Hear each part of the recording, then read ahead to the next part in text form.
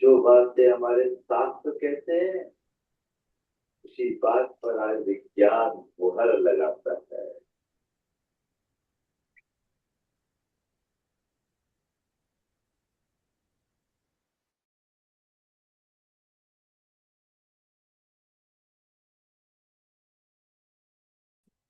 सावधान।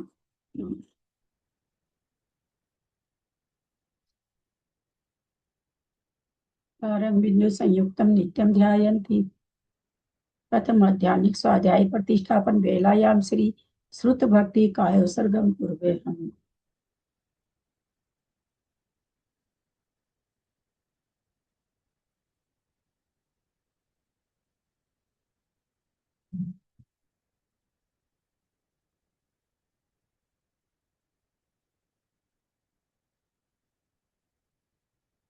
कोटि शतम द्वादश चैव कोट्यो लक्षान् श्रुति तर्काणि चैव पञ्चाशदष्टो सहस्र संख्या मेतच्छ्रुतं पञ्चपदं नमामि अरहन्त भासे यतं गणहर देव्यं गत्यं सम्मं प्रणमामि भक्तियुक्तो सुतनानुभवं शेषा इच्छामि बन्ते सुधभक्ति कावसगो कौतोसलम अंगो वंग पहिने पावडे परियम सुत पढ़मान हो गया चुलिया चे सुत तैत्वी धम्म कहा निच काल मच्चे मी पूजे मी बंदा मी नमस्सामी दुख कहो कर्म कहो बहिलाओ सुगई गमनम समाहि मरणम जिनगुण संपत्ति हो मध्यम अथ मध्यान्ह स्वाध्याय प्रतिष्ठापन वेलायाम श्री आचार्य भक्ति काय सर्गम कुरुवे हम।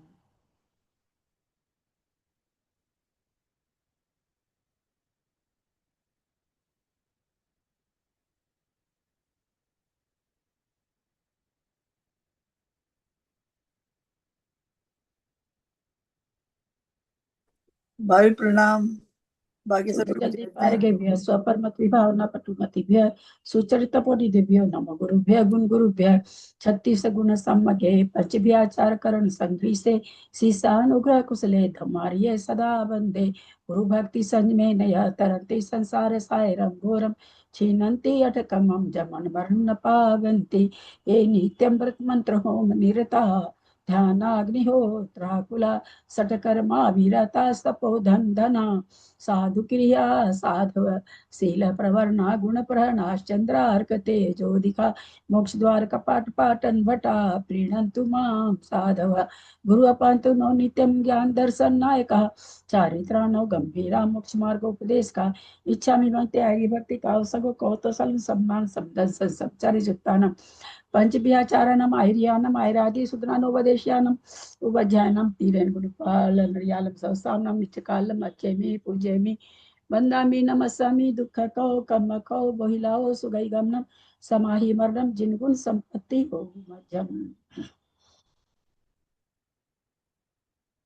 ओकारं बिंदु संयुक्तम नित्यम ध्यायन्ति योगिनः कामदम मोक्षदम चैव ओंकाराय नमो नमः अविरल शब्द घन होगा प्रक्षाली सकल भूतल कलंका मुनि विरूपासी तीर्था सरस्वती हर्तन दूरितम अज्ञान तिमिरांधाना ज्ञानांजन शलाकया चक्षुरुन्मिलितं येन तस्मै श्री गुरुवे नमः श्री परम गुरुवे नमः परम्पराचार्य गुरुभ्यो नमः सकल कलुष विध्वसकम श्रेषां परिवर्धकम धर्म संबंधकम भव्य जीवन प्रतिबोधकारकम पुण्य प्रकाश पापणासमिदं शास्त्रम श्री गोमठसार जीवकांड नामधेयम अस्य मूल ग्रंथ कर्तारः श्री सर्वज्ञ देवास्तदुत्तर ग्रंथ कर्तारः श्री गंधर देवः प्रतिगंधर देवः तेषां वचनं सार्थम् आसाद्य श्रीमत् नेमि चंदाचार्येण विरचितमिदं शास्त्रं श्रोतारः सावधानतया शृण्वन्तु मंगलम भगवान वीरो मंगलम गौतमो गणि मंगलम कुंद कुंदादो जैन धर्मोस्तु मंगलम सर्वमंगल मांगल्यम सर्वकल्याणकारकम प्रधानम सर्वधर्मानां जैनम जयतु शासनम जैनम जयतु शासनम जैनम जयतु शासनम सरस्वती नमस्तुभ्यं वरदे कामरूपिणी विद्यारंभं करिष्यामि सिद्धिर्भवतु मे सदा। वात्संग जिनवानी माता की जय। परम मांगली ग्रंथ कोमटसार जी जीवकांड जी की जय।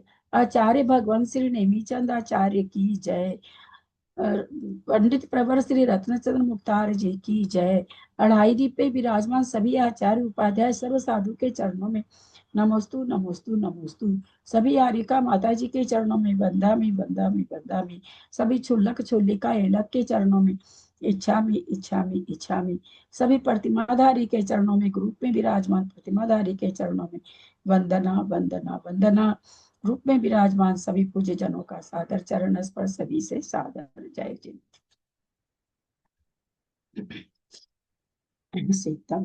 हम लोग परम मांगलिक ग्रंथ कुमार साक्षी जीव काल जी का स्वाध्याय कर रहे हैं, जिसमें जीव 20 परंपरा के द्वारा जीव का वर्णन है। इसको आचार्य भगवत रेणुचंद आचार्य ने जय धवल पुस्तक से का निचोड़ दिया है। इसमें पंडित प्रवरत्न चमत्कार जी की टीका से हमारा स्वाध्याय हो रहा है। उन स्थानों में कौन से भाव, 5 भाव जो होते हैं, कौन से भाव कहाँ कहाँ होते हैं, इसका प्रकरण चल रहा है। सिद्धम सुद्धम पर्णमिया चिनिंद वर्णेमि चंद्रमकलंकम गुणरयन भूषणोदयम जीवस परुवणम गोच्छम।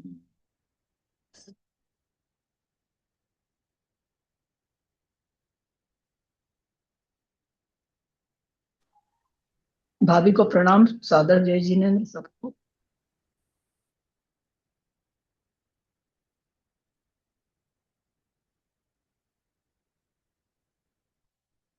पेज नंबर 16 दूसरा पैरा है। अप्रत्याख्यानावरण चतुष्क के सर्वघातीय स्पर्धकों के उदय क्षय से, उन्हीं की सदावस्था उपशम से, चारों संचलन और नौ कसायों के सर्वघातीय स्पर्धकों के उदयाभावी क्षय से, उन्हीं के सदावस्था रूप उपशम से, देशघाती स्पर्धकों के उदय से, एवं प्रत्याख्यान कसाय चतुष्क के सर्वघाती स्पर्धकों के उदय से देश संयम उत्पन्न होता है। 5वें गुण स्थान की बात चल रही है। पुनः एक बार पढ़ते हैं। अप्रत्याख्यानावरण चतुष्क जो चौथे गुण स्थान में पाई जाती है, सर्वघाती स्पर्धकों के उदय क्षय से, उसका उदय रूप से उसका क्षय है, यानी उदय में नहीं आ रही है। उन्हीं के सद अवस्था रूप उपशम से, उसी वो, और जो आगामी काल में उदय में आने वाले निषेक वो वहां वैसे ही के वैसे उसी अवस्था में, अवस्था का मतलब यहाँ पर काल, जैसे जैसे निषेक रचना जहां जहां हो रखी है वहीं वहीं उसका उपशम होना।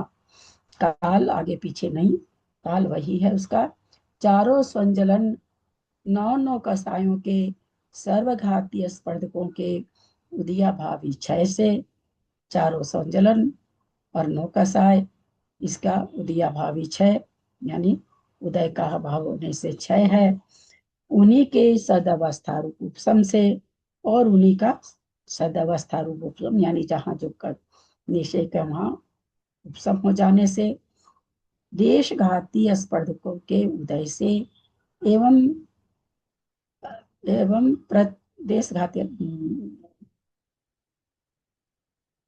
देशघाती स्पर्धकों के उदय से, एवं प्रत्याख्यानावरण कसाय चतुष्क के सर्वघाती स्पर्धकों के उदय से देश संयम उत्पन्न होता है। यानी देश संयम में क्या है? प्रत्याख्यानावरण कषाय का तो उदयाभावी क्षय, सदावस्था रूप उपशम, और संजलन कषाय और नो कषाय का सर्वघाती स्पर्धकों का तो उदयाभावी क्षय, सदावस्था रूप उपशम और देशघाती का उदय। प्रत्याख्यानावरण कषाय का भी सर्वघाती का स्पर्धक का देश का उदय से, एवं प्रत्याख्यानावरण कषाय चतुष्क सर्वघाती स्पर्धकों के उदय से देश संयम होता है। प्रत्याख्यानावरण कषाय जो वहां पर उदय में बनी हुई है, 5वां गुण स्थान प्रत्याख्यान कषाय, देश संयम इसी से होता है। प्रत्याख्यानावरण कषाय के संभावना में ही देश संयम उत्पन्न होता है। अनंतानुबंधी यानी यहाँ पर अप्रत्याख्यानावरण का कषाय का न तो उदय है न उपशम, उदय भाव क्षय है, सदवस्था रूप उपशम है। संजलन कषाय का और नो कषाय का, सर्वघाती स्पर्धकों का यहाँ पर कुछ भी नहीं है, देशघाती का उदय है। परंतु प्रत्याख्यान वर्ग कषाय चतुष्क का सर्वघाती स्पर्धक के उदय से देश संयम होता है, देश संयम उत्पन्न होता है।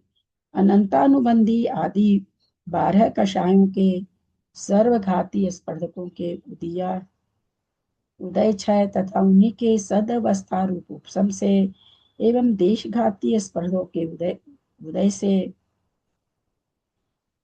उदय से प्रमत और अप्रमत गुण स्थान संबंधी संयम उत्पन्न होता है। इसलिए उक्त तीनों ही भाव छायोपशमिक हैं। ये औपशमिक के लिए और क्षायिक के लिए और क्षयोपशम तीनों के लिए कह रहे हैं। तीन सब कसाई में घटा करके कह रहे हैं कि तीनों ही भाव इसलिए छायोपशमिक हैं। कुछ क्षय है, कुछ का उदय है, कुछ सदवस्था रूप उपशम है। ऐसा ये जो ऊपर कहे हैं उसके लिए ये यहाँ पर कह रहे हैं, ऐसा कितने ही आचार्य कहते हैं, क्योंकि किंतु उनका यह कहना युक्ति संगत नहीं है। ऊपर जो 5 पंक्ति पढ़ी गई है उसके लिए विवेचन आ रहा है कि यह ठीक नहीं है, युक्ति संगत नहीं है। कहाँ कहाँ युक्ति संगत नहीं लगा, हम लोग फिर से ऊपर से पढ़ करके देखेंगे। क्योंकि उदय के अभाव को छूट गई क्या लाइन, क्योंकि उदय के अभाव को उपशम कहते हैं, ऐसा अर्थ करके उदय से विरहित सर्व प्रकृतियों को अतः उन्हीं की स्थिति और अनुभाग संबंधी स्पर्धकों को उपशम संज्ञा प्राप्त हो जाती है। अभी वर्तमान में क्षय नहीं है, क्योंकि जिस प्रकृति का उदय विद्यमान है उसकी क्षय संज्ञा होने का विरोध है। इसलिए तीनों ही भाव उदय औपशमिक पने को प्राप्त होते हैं, किंतु ऐसा माना नहीं जा सकता, क्योंकि उक्त तीनों गुण स्थानों के 3 गुण स्थान, छठा, पांचवा, छठा, सातवां, कर्म स्कंधों की 6 संज्ञा करके उक्त गुण स्थानों को छायोपशमिक कहना भी युक्त नहीं है, क्योंकि ऐसा होने पर मिथ्या दृष्टि आदि सभी भावों के छायोपशमिकता का प्रसंग आ जाएगा। अतः पूर्वोक्त अर्थ ही ग्रहण करना चाहिए, क्योंकि वही निर्दोष है। पूर्वोक्त जो ऊपर देश संयम का बताए हैं उसके लिए कह रहे हैं। यहाँ दर्शन मोहनी की विवक्षा नहीं है, क्योंकि दर्शन मोहनी के उपशम आदि से संयम आदि भावों की उत्पत्ति नहीं होती, चारित्र मोहनी से होती है। 5वां गुण स्थान से चारित्र मोहनी संबंधी कथन चल रहा है। उपशम श्रेणी संबंधी अपूर्व करण आदि चारों गुण स्थानवर्ती जीवों के औपशमिक भाव है, क्योंकि वे चारित्र मोहनी कर्म की 21 प्रकृतियों का उपशमन करते हैं। क्या कहना चाह रहे हैं यहाँ पर, सब एक बार फिर से ऊपर का पढ़ते हैं। देश संयम संयमा सेम की प्राप्ति मानने पर भी प्रत्याख्यानावरण कसाय का सर्वघातीपना नष्ट नहीं होता, क्योंकि प्रत्याख्यानावरण कसाय अपने प्रतिपक्षी सर्व प्रत्याख्यान रूप संयम गुण को घातता है, इसलिए वो सर्वघाती है, सर्वत्याग नहीं लेने देता है। तो सर्वत्याग सकल संयम की दृष्टि से प्रत्याख्यानावरण सर्वघाती है, किंतु सर्व अप्रत्याख्यान को नहीं घातता है, क्योंकि प्रत्याख्यानावरण का इस विषय में व्यापार नहीं है, प्रत्याख्यान को नहीं घातता है, यानी सम्यक दर्शन को नहीं घातता है। अतः इस प्रकार से परिणत प्रत्याख्यानावरण का सहाय के सर्वघाती संज्ञा सिद्ध है। तो ये यहाँ पर ये कहना चाह रहे हैं कि प्रत्याख्यानावरण ऊपर प्रश्न किया होगा इन्होंने, शंका क्या की थी इन्होंने, प्रत्याख्यानावरण कसायों की उदीर्णा होने पर भी देश संयम की प्राप्ति होती है, तो वो कैसे संभव है। ऐसा संभव नहीं होना चाहिए। प्रत्याख्यान में सर्वघातीय स्पर्धक है, उसकी उदीर्णा हो रही, यानी उदय उदीर्णा हो रही है, तो फिर संयम कैसे बन सकता है? उसका उन्होंने उत्तर दिया कि वो सकल संयम को नहीं होने देती, इसलिए वो सर्वघाती है। देश संयम तो हो ही रहा है, तो देश संयम के होने में उसका, और अथवा सम्यक तो के में तो उसका व्यापार ही नहीं है, ऐसा कहें तो उसका। और नीचे उन्होंने खुलासा किया कि कई आचार्य ऐसा मानते हैं अप्रत्याख्यान वर्ण चतुर्थ के सर्वघातीय स्पर्धों के उदय छह से उन्हीं के सदवस्था रूप उपसम से चारों कसाय नौ, चार संजरण कसाय नौ कसाय के सर्वघाती, तो नौ कसाय में तो सर्वघातीय स्पर्धक होते ही नहीं है, इसलिए ये कथन तो बैठेगा ही नहीं। नौ कसाय में तो केवल देशघातीय स्पर्धक होते हैं। चारों संजलन नौ नौ कसायों के सर्वघातीय स्पर्धकों का उदयाभावी छह से उन्हीं के सदवस्था उपशम से देशघातीय स्पर्धकों के उदय से एवं प्रत्याख्यानावरण कसाय चतुर्थ के सर्वघातीय स्पर्धकों के उदय से देश संयम उत्पन्न होता है। तो कहते ये तो घटेगा ही नहीं। सबसे पहली बात तो नो कसाय से नो कसाय का उदय बना रहता है, नो कसाय का उपशम और उदयाभावी क्षय करके ऐसा नहीं होता, उसका उसके निषेध तो देशघाती रूप है, तो उदय में रहते ही है। तो वही यहाँ पर जिन आचार्यों का ऐसा कहना होगा, नाम नहीं दिया है। अनंतानुबंधी आदि 12 कषायों के सर्वघातीय 12 कषाय अनंतानुद प्रत्याख्यान प्रत्याख्यान उदय छह से उन्हीं के सदावस्था रूपसम से देशघाती स्पर्धकों के उदय से प्रमत्त अप्रमत्त गुण स्थान संबंधी संयम उत्पन्न होता है, इसलिए उक्त तीनों ही भाव छायो समीप है। तो इन्होंने उस पर इन्होंने कहा कि वो इसलिए तीनों भाव यानी देश संयम, प्रमत्त और अप्रमत्त, तो यहाँ पर क्षय उपशम है। तो वो यहाँ पे नीचे आके फिर उन्होंने कहा कि ये युक्ति संगत नहीं है। सबसे पहली बात तो नौ कसाय में सर्वघातीय स्पर्धक पाए ही नहीं जाते, और नौ कसाय का कहीं पर भी ऐसा वर्णन नहीं मिलता है कि उदयाभावी क्षय हो, सदावस्था रूप उपशम हो, ऐसा कहीं पर नहीं मिलता है। कहाँ पर होगा? चारित्र मोहिनी का जहाँ उपशम करेंगे वहां आगे प्रसंग आएगा इसका, 7वें गुना स्थान से आगे। तो इस तरह से इन्होंने कहा कि 3 गुना स्थान में क्षय उपशमिक और औपशमिक और क्षय के तीनों भाव बन जाते हैं, उसकी इन्होंने यहाँ पर विवेचना की। उपशम श्रेणी संबंधी अपूर्व करणादि चारों गुना स्थानवर्ती जीवों के औपशमिक भाव हैं, क्योंकि वे चारित्र मोहिनी कर्म की 21 प्रकृतियों का उपशमन करते हैं, इसलिए वहां पर प्रधानता से औपशमिक भाव है। 5 भाव में औपशमिक, क्योंकि 21 प्रकृति के उपशम से ये गुण स्थान बनते हैं, इसलिए वहां पर औपशमिक भाव है। शंका कर रहे हैं, समस्त कषाय और नौ कषाय के उपशम से उपशांत कषाय भीतराग छदमस्त जीव के औपशमिक भाव भले ही हो, किंतु अपूर्व करण आदि शेष गुण स्थानवर्ती जीवों के औपशमिक भाव नहीं मानना चाहिए, क्योंकि उन गुण स्थानों में समस्त मोहनी कर्म के उपशम का अभाव है। शंका क्या कर रहे हैं यहाँ पर? समस्त कषाय नौ कषाय के उपशम से उपशांत कषाय बीतराग छदमस्त जीव के, यानी 11वें गुण स्थान की बात कर रहे हैं, भले ही हो, लेकिन उससे नीचे वाले गुण स्थान की बात कर रहे हैं, अपूर्व करण आदि यानी 8वां 9वां 10वां कि ये कह रहे हैं वहां पर औपशमिक भाव नहीं मानना चाहिए, क्योंकि उन गुण स्थानों में समस्त मोहनी कर्म के उपशम का अभाव है। क्योंकि वहां पर हम लोग देखें ना, जब गुण स्थान का आगे आएगा गुण स्थान का वर्णन, तो वहां पर तो अभी भी इन सब का उदय बना हुआ है, हम लोग पहले पढ़ चुके हैं तो जान रहे हैं। देखें समाधान क्या देते हैं। ऐसी शंका ठीक नहीं है, क्योंकि कुछ कसायों के उपशमन किए जाने से उत्पन्न हुआ है उपशम परिणाम, जिसके ऐसे अनिवृत्तीकरण बादर संप्राय और सूक्ष्म संप्राय संयत के उपशम भाव का अस्तित्व मानने में कोई विरोध नहीं है।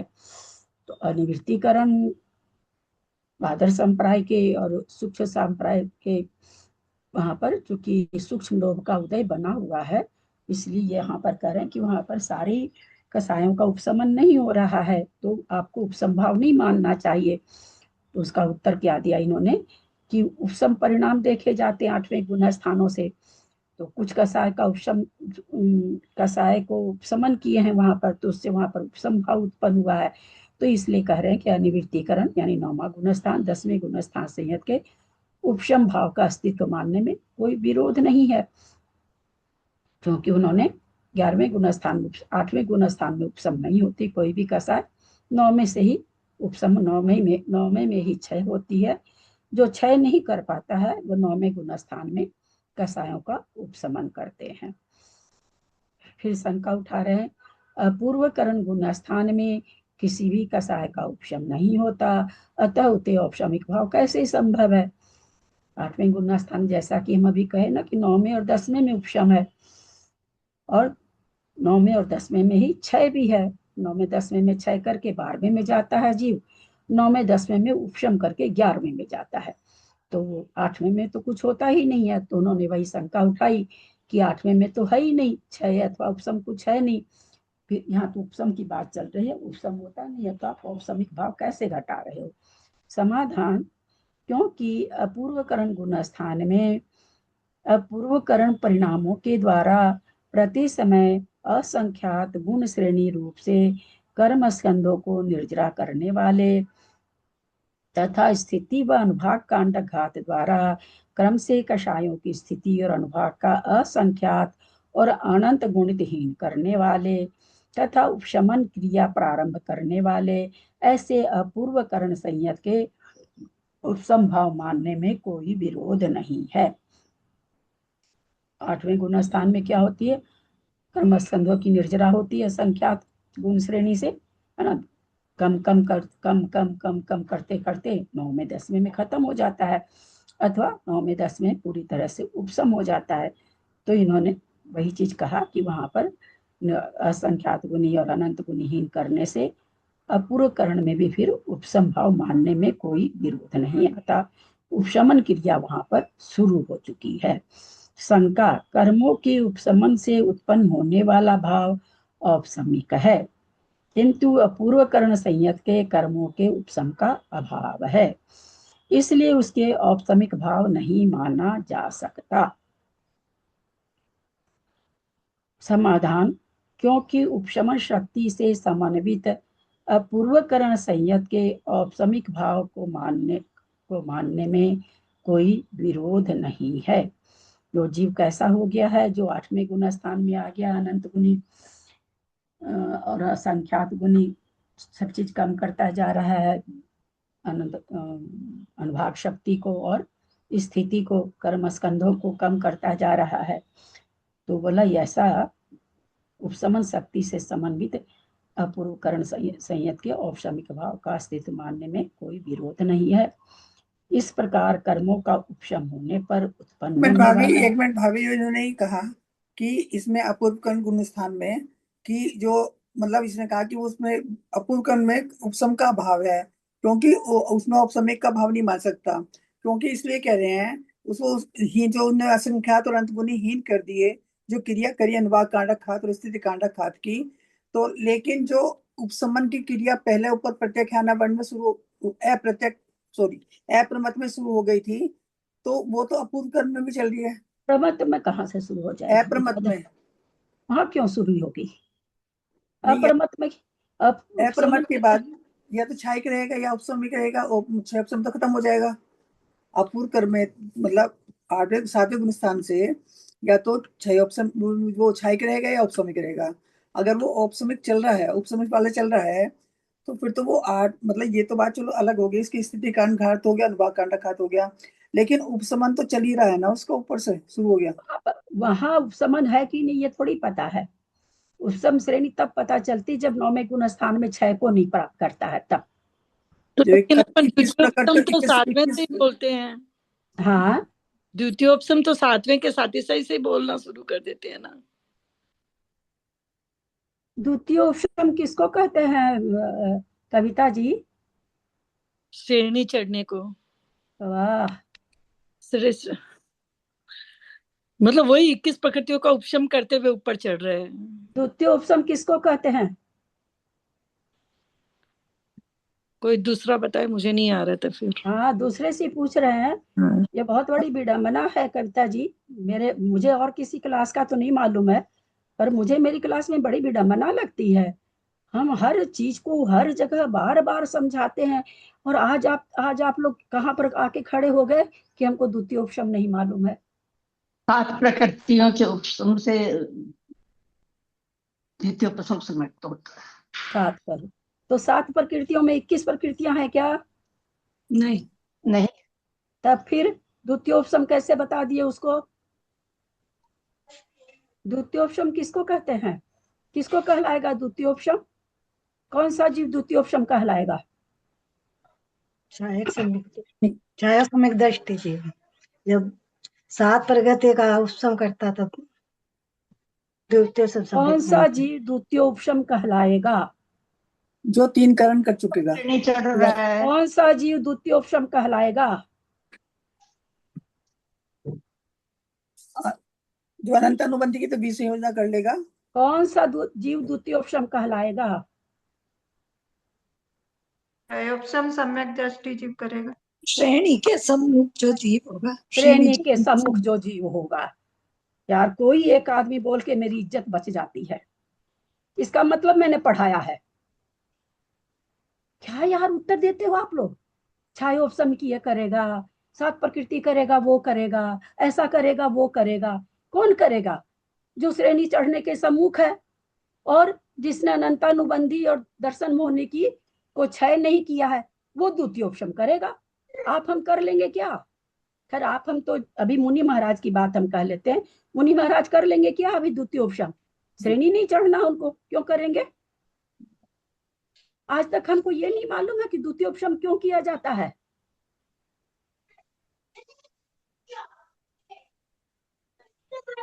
इतना एक एक शब्द रुक रुक के संधि विच्छेद करके, जबकि जरूरत नहीं है। शब्दार्थ, निरुक्ति, अर्थ सारा चीज बताते हैं, और जब प्रश्न खुद का ही आप लोग का प्रश्न रहता है तो आप लोग कोई भी जवाब नहीं देते हैं ठीक से। ये तो कोई एक आदमी दे देता तो ये तो कहने के लिए ना कि पढ़ाया है मैंने, ऐसा नहीं कि नहीं पढ़ाया है। ये नहीं मालूम हमको कि द्वितीय उपशम कौन करेगा, कब करेगा। नेचुरली जो अनंतानुबंधी और 3 दर्शन मोहनी की जिसने क्षय नहीं किया वो करेगा। क्यों करेगा? श्रेणी चढ़ते समय करेगा। तो द्वितीय उपशम तो कविता जी 7 प्रकृति के क्षय को कहते हैं। 21 प्रकृति के क्षय को उपशम श्रेणी कहते हैं। हाँ। इस प्रकृति को उपशम करने वाले को की संज्ञा क्या है? सब श्रेणी। उपशम श्रेणी। हाँ। वो और इस श्रेणी कहलाती है, वो द्वितीय उपशम नहीं कहलाता है। द्वितीय उपशम तो 4 अनंतानुबंधी 3 दर्शन मोहनी की प्रकृति को जो क्षय नहीं किया है और श्रेणी मान रहा है, तो वो पहले 7 प्रकृति का उपशम करेगा। उस 7 प्रकृति के उपशम करने को द्वितीय उपशम कहते हैं। हाँ दीदी, वो बस बाय मिस्टेक मिस्टेक की बात नहीं, जो यही सब सुनिए ना, एक बात सुनिए, हुआ भी है, लेकिन एक बात सुनिए। एक की चीज की व्याख्या होती है ना, जैसे अपने लोग सब पढ़े लिखे हैं। एक व्याकरण पोर्शन होता था, हाँ, एक लैंग्वेज पोर्शन होता था, ठीक है। व्याकरण पोर्शन में 20 नंबर का व्याकरण 20 में 20 आ जाता था। आता होगा, बहुत लोगों को आता होगा। वही उसी चीज हिंदी वगैरह, इंग्लिश वगैरह, संस्कृत, इसमें व्याकरण भी है और ये भी है। वही लैंग्वेज पोर्शन, चाहे हम कितना बढ़िया भी ऐसे लिख के आते थे, कितना बढ़िया भी प्रश्नों का उत्तर दे के आते थे, 10 में 10 नहीं मिलता था। बहुत अच्छा भी मिला तो भी 9 ही मिलेगा, 10 में 10 उस जमाने में तो नहीं मिलता था। क्यों ऐसा क्यों होता था? तो जो आप कहते हैं अभी गलती हो गई, उसके लिए मैं समझा रही, ये सब प्रश्न 2 और 2 4 वाले हैं। ये प्रश्न वैसे थोड़ी है कि 2 कैसे बना, तो कोई कहेगा कि भाई 1 1 2 मिलके बना, कोई कहेगा 10 में से घटाए 2 बना, कोई कहेगा 100 में से 98 घटाए 2 बना। ये ऐसा प्रश्न नहीं ना है। इन चीजों को अगर भूलोगे तो मतलब क्या बना पढ़ने का? 8 साल से कर्णन योग में भी यही पढ़े हैं हमने लोग। 3 पुस्तक पढ़ी कर्णन योग की, उसमें भी यही विवेचन था। तो भी वो जीवकांड कर्मकांड ही था वो भी पुस्तक, उसमें भी वही पढ़ा। हम 8 साल में ये नहीं जान पा रहे हैं कि द्वितीयोपशम किसको कहते हैं, अथवा और हाल फिलहाल में कर्मकांड जी में इस पर कोई ईमानदारी से मेरा ऑडियो सुने, खूब बढ़िया से बार बार समझाया है दोनों चीज कि उपसम श्रेणी किसे कहते हैं, द्वितीय उपसम किसे कहते हैं, खूब बढ़िया से अब भी समझाया हाल फिलहाल, मतलब कर्मकांड की क्लास चल रही थी तब। जहां भी खुद, और ये मैं क्यों समझाती हूँ, क्योंकि इन चीजों में मैं भी बहुत कंफ्यूज हुई थी, क्योंकि मैंने अपने से पढ़ा इसलिए मैं बहुत ज्यादा मेहनत करी थी, तो मुझे वो दिमाग में रहता कि यार ये शब्द कंफ्यूजिंग है, तो मैं उस पर हर समय जहां भी आता है मेरी कोशिश रहती है उसको बताने की, समझाने की, क्योंकि मैं जान रही हूँ कि ये सब तो ये शब्द हैं जो आदमी को थोड़ा सा ऐसे ऐसे कर देते हैं, ये किए, तो मेरा स्वभाव इन चीजों को बार बार बताने का। पर ये बहुत विडम्बना वाली बात है भाई, बहुत बहुत विडम्बना वाली बात है। भाभी चलिए। एक बात बताइए, अगर हाँ चौथे गुण स्थानवर्ती जीव क्षयिक समग्र दृष्टि बन रहा है, चौथे हैं क्षयिक समग्र दृष्टि बन उससे बन रहा है, तो वो भाभी जो दर्शन मोहने की तीनों की तो वो क्षय कर ही देगा, क्षय हो जाएगा, अनंतानुबंधी की बीच योजना कर देगा, है ना। तो जैसे वो जो जीव हुआ तो उसको द्वितीय उपसम कब हुआ, जब उसको सातों प्रकृति उपसम उसको वाली की, तो ये हाँ कहाँ उसको लिखा उपसम हुआ वाली कि, नहीं, याद आ एक गया, मिनट, हाँ समझ आ गया, याद आ गया। अभी तो बताया कि द्वितीय उपसम किसको कहेंगे, जो 7 प्रकृति को क्षय करके श्रेणी नहीं चढ़ रहा है, श्रेणी मान रहा है लेकिन सारी प्रकृति है उसके पास, तो क्या करेगा, पहले 7 प्रकृति का उपशम करेगा, 7वें गुण स्थान में करेगा, 7 प्रकृति का उपशम करने के बाद वो अधा प्रवृत्त करण में आएगा। अधा प्रवृत्त करण ही उसका नहीं होगा शुरू, पहला करण ही शुरू नहीं होगा, पहले अनंतानुबंधी की भी तीनों प्रकृति का उपशम करेगा, अनंतानुबंधी का भी बार बार 3 करण कर करके करेगा, तब फिर वो जाकर के औपसमिक बनेगा, तब वो 8वें गुण स्थान में आएगा, आएगा ही नहीं ना, आगे बढ़ेगा ही नहीं उसके बिना। नहीं भाभी, जैसे क्षयिक समग्र दृष्टि जीव है और वो द्वितीय उपसम कर रहा है, वो तो क्यों करेगा द्वितीय उपशम नहीं यार, नहीं, क्षयिक समग्र दृष्टि जीव मान लो ऊपर श्रेणी चढ़ रहा है, उपसम श्रेणी चढ़ रहा है, द्वितीय उपसम हाँ नहीं, उपसम हाँ, श्रेणी चढ़ रहा है वो, तो उसको हम द्वितीय उपसम थोड़ी ना, उसको द्वितीय उपसम नहीं हाँ कहेंगे। द्वितीय उपशम है वो, उपशम श्रेणी में ऊपर, ऊपर उपशम नहीं है, ये कहीं ऑफ सबसे ज्यादा नहीं, लग रहा ऑफ है समी, एक मिनट प्लीज एक कविता मिनट, जी मुझे बोलने कि दीजिए, कविता जी सबको प्लीज एक मुझे साथ बोलने नहीं दीजिए, बोलिए, सबको एक साथ मत बोलिए, साल ऊपर से बोले कहीं एक मिनट प्लीज। हाँ एक नहीं, कोई भी नहीं बोलिए ना, एक बार एक आदमी को शंका हो रही है, सबकी शंका निकल जाएगी ना। एक मिनट त्रिशला जी, 7 प्रकृति को उपशम करने वाले को उपशम श्रेणी कहते हैं, उपशम हाँ, द्वितीय उपशम कहते हैं, वो द्वितीय उपशम उसका क्यों होगा, वो तो सीधे उपशम श्रेणी चढ़ जाएगा। जिसने 7 प्रकृति का क्षय नहीं किया है वो पहले द्वितीय उपशम करेगा फिर उपशम श्रेणी मांडेगा, जो 7 प्रकृति का क्षय कर दिया वो सीधे उपशम श्रेणी मान लेगा उपसम या व्यापक श्रेणी मान लेगा, जो भी दोनों में से कोई श्रेणी मान लेगा। ठीक है जिसने 7 प्रकृति का क्षय कर दिया है वो दोनों श्रेणी मान सकता है, जिसने 7 प्रकृति का क्षय नहीं किया है वो पहले 7 प्रकृति को उपशम करेगा, उसके बाद उपशम श्रेणी ही मांडेगा। ये तो वो भाभी आता श्रेणी है, वहां पर उपशम नहीं कहा जा रहा, वो श्रेणी कही जाएगी। 8वां 9वां गुणस्थान भाव घटाए जा रहे हैं कि वहां पर औपसमिक भाव है, वहां ये नहीं घटाया जा रहा है कि द्वितीय उपशम है, औपसमिक भाव घटाए जा रहे हैं। हाँ हाँ उपशम तो करके अब वो उपशम श्रेणी चढ़ रहा है, तो वो श्रेणी है, वो उपशम भाव नहीं है, वो उपशम ठीक है, श्रेणी, द्वितीय उपशम श्रेणी नहीं है। ठीक है भाभी। पूछिए किसी को क्या, बीच बीच में जो बोल रहे थे, किन्हीं को कुछ पूछना है तो पूछिए।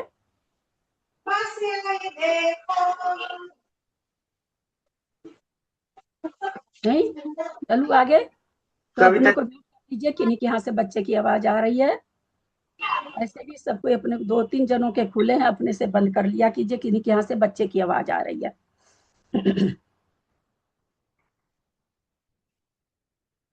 श्रेणी और उपशम 2 शब्द यहाँ पर आए और हम कंफ्यूज हुए, फिर से समझ लीजिए, द्वितीय उपशम करने का स्वामी कौन होता है। पहली बात तो जो श्रेणी, हाँ बोलिए। 7 प्रकृतियों का जिन्होंने अभी तक उपशम नहीं किया है वो द्वितीय उपशम करके 7 हम प्रकृतियों का कविता जी, एक ही मिनट, अभी तो मैं समझा रही थी, एक लाइन से समझा रही थी, अब बीच में आप बोल दिए, पहले का बोला हुआ मेरा सारा खत्म, क्योंकि इतने तो तेज कोई इसमें बैठे नहीं है, है ना। जब मैं और वापस उसको एक सिलसिलेवार से समझाना चालू करी तो उसके बीच में तो नहीं बोलना चाहिए ना। नहीं दीदी, मुझे लगा आप क्वेश्चन पूछ रहे, मेरा क्या कोई फोन आया हाँ तो मैं बस हाँ उठ के आई तो मुझे लगा आप क्वेश्चन पूछ तो द्वितीयोपसम, पहली बात तो कोई पूछे भाई द्वितीयोपसम का स्वामी कौन है, तो पहली बात तो जिसको उपसम श्रेणी मांडनी है वही करेगा, पहली बात। दूसरा कोई जीव नहीं करेगा। कौन से जीव के होगा, किसके परिणामों में ऐसी विशुद्धि आगे आएगी, क्यों कहा जा रहा है उसको स्वामी, कि उसके परिणामों में ही ऐसी विशुद्धि आएगी कि जिसके श्रेणी चढ़ने लायक भाव हो रहे हैं। अब भाव तो हो रहे हैं श्रेणी चढ़ने लायक, छायोपसमिक सम्यक दृष्टि श्रेणी मान नहीं सकता। अब वो तो अभी छायोपसमिक है, क्योंकि उसने 7 प्रकृति, सब कोई जान रहे होंगे 7 प्रकृति। 7 प्रकृति का नाम कोई नहीं जान रहा तो हैंड रेज करें, क्योंकि नए लोग हैं इसलिए मैं ये प्रश्न बोल रही हूँ। तो मैं फिर से 7 प्रकृति का नाम लूं, यानी तो 4 अनंतानुबंधी और 3 दर्शन मोहनी, इसको 7 प्रकृति हमेशा कहेंगे। 7 प्रकृति का जब भी नाम आए मोहनीय कर्म का तो ये 7 प्रकृति होती है। 4 चारित्र मोहनी की, 4 अनंतानुबंधी, दर्शन मोहनी की 3, सब जानते हैं, मिथ्यात्व, सम्यक मिथ्यात्व और सम्यक। तो अब श्रेणी चढ़ने के उसके भाव हो रहे हैं, विशुद्धि उसकी उतनी हो रही है, परंतु उसके पास तो छायिक सम्यक दर्शन नहीं है। छायोपसमिक से आचार्य कहते कोई श्रेणी मंड नहीं सकती है, तो अब वो क्या करेगा, या तो वो पहले छायिक सम्यक दर्शन प्राप्त कर ले, ऐसी विशुद्धि उसकी होए, ऐसे कारण वो माने कि उसका 7 प्रकृति क्षय, या तो वो वहां क्षय भी कर सकता है वो 7वें गुणस्थान में, और या क्षय करने लायक परिणाम हो ही नहीं रहे, उतने तीव्र उतने विशुद्ध परिणाम नहीं हो रहे, तो वो 7 प्रकृति को दबाएगा। तो इसको कहा जाएगा द्वितीय उपशम। द्वितीय उपशम ऐसा नहीं समझेंगे कि प्रथम उपशम जो जीव किया था वो एक बार किया, जैसा कि बहुत बड़े बड़े ज्ञानी लोग पढ़ा रहे हैं। जबलपुर में बड़ी बड़ी क्लासें चली जा रही है, ज्ञानी लोग क्या पढ़ा रहे हैं, एक बार प्रथमोपशम किया फिर दोबारा किया तो द्वितीयोपशम हो गया। माथा ठोक रहे हैं जो बेचारे जानकार, वो माथा ठोक रहे हैं। तो द्वितीयोपशम हमेशा श्रेणी चढ़ने वाला करता है, हमेशा रखे। प्रथमोपशम असंख्यातों बार हो सकता है, फिर भी प्रथमोपशम कहलाता है।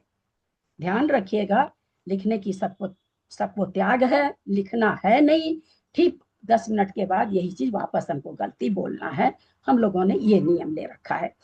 तो प्रथमोपशम असंख्यातों बार करेगा फिर भी प्रथमोपशम कहलाएगा।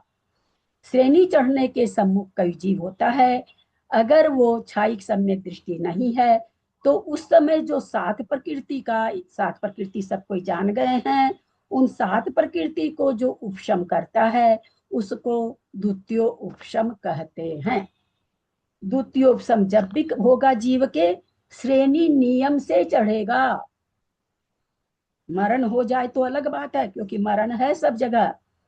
अगर मरण नहीं हो तो नियम से श्रेणी चढ़ेगा और 11 तक जाएगा, नियम से जाएगा। आंधी आ जाए, कुछ भी हो जाए, देश पलट जाए, वो अलग बात है। मरण बीच में हो जाए तो, जहां मरण है वहां मरण हो जाए तो द्वितीय उपशम जब भी होगा, कोई श्रेणी चढ़ने के सम्मुख होगा, जिसके 7 प्रकृति की सत्ता बनी हुई है, वो जीव उन 7 प्रकृति को क्षय करने लायक परिणाम नहीं होने से उन 7 प्रकृति को दबा के, यानी उपशम करके, तब वो आगे बढ़ता है। ऐसा क्यों होता है, क्योंकि इन 7 प्रकृतियों के उदय के साथ श्रेणी नहीं मंड सकती। साथ में एक ही उदय रहता है वहां पर, सम्यक प्रकृति। तो वहां पर सम्यक प्रकृति के उदय से कोई श्रेणी नहीं मांड सकता। बहुत पुराने लोग हैं, बहुत बार उत्तर दे चुके हैं, पुनः एक बार पूछते हैं, सम्यक प्रकृति के उदय से श्रेणी क्यों नहीं मंड रही है?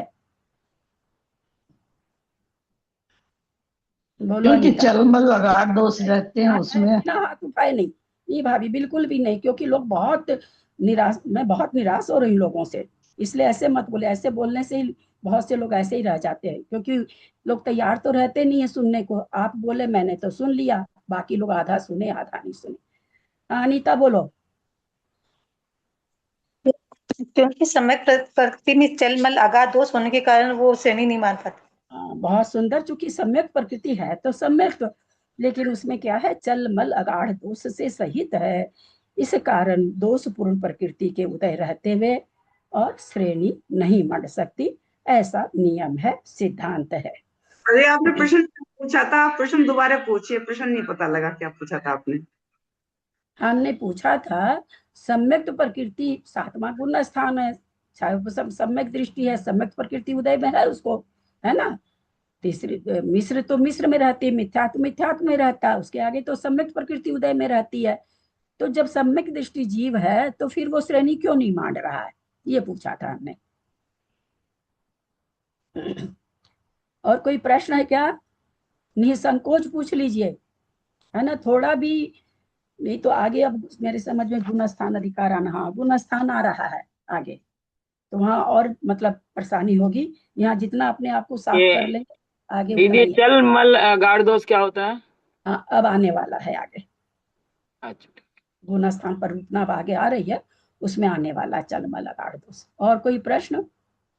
भाभी चलमल अगाड़ दोष, जब छह उपशमिक सम्यक दर्शन तो खत्म हो गया, उपशम सम्यक दर्शन रह गया, तभी तो वो श्रेणी मारेगा। हाँ तो तो मतलब उपसम, हाँ तो उपसम द्वितीय उपसम में चलमल अगाढ़ दोष थोड़ी है, अच्छा, सम्यक प्रकृति में है हाँ ना।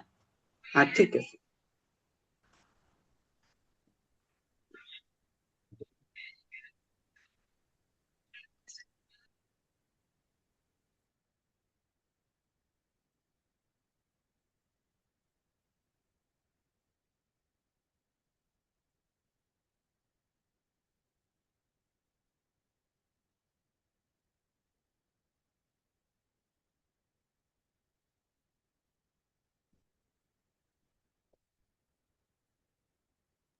दीदी छायिक यहाँ सम्यक दृष्टि को द्वितीय उपशम नहीं होता क्या? छायिक जिसने छायिक सम्यक दृष्टि बन गया है उसको द्वितीय उपशम होगा कि नहीं?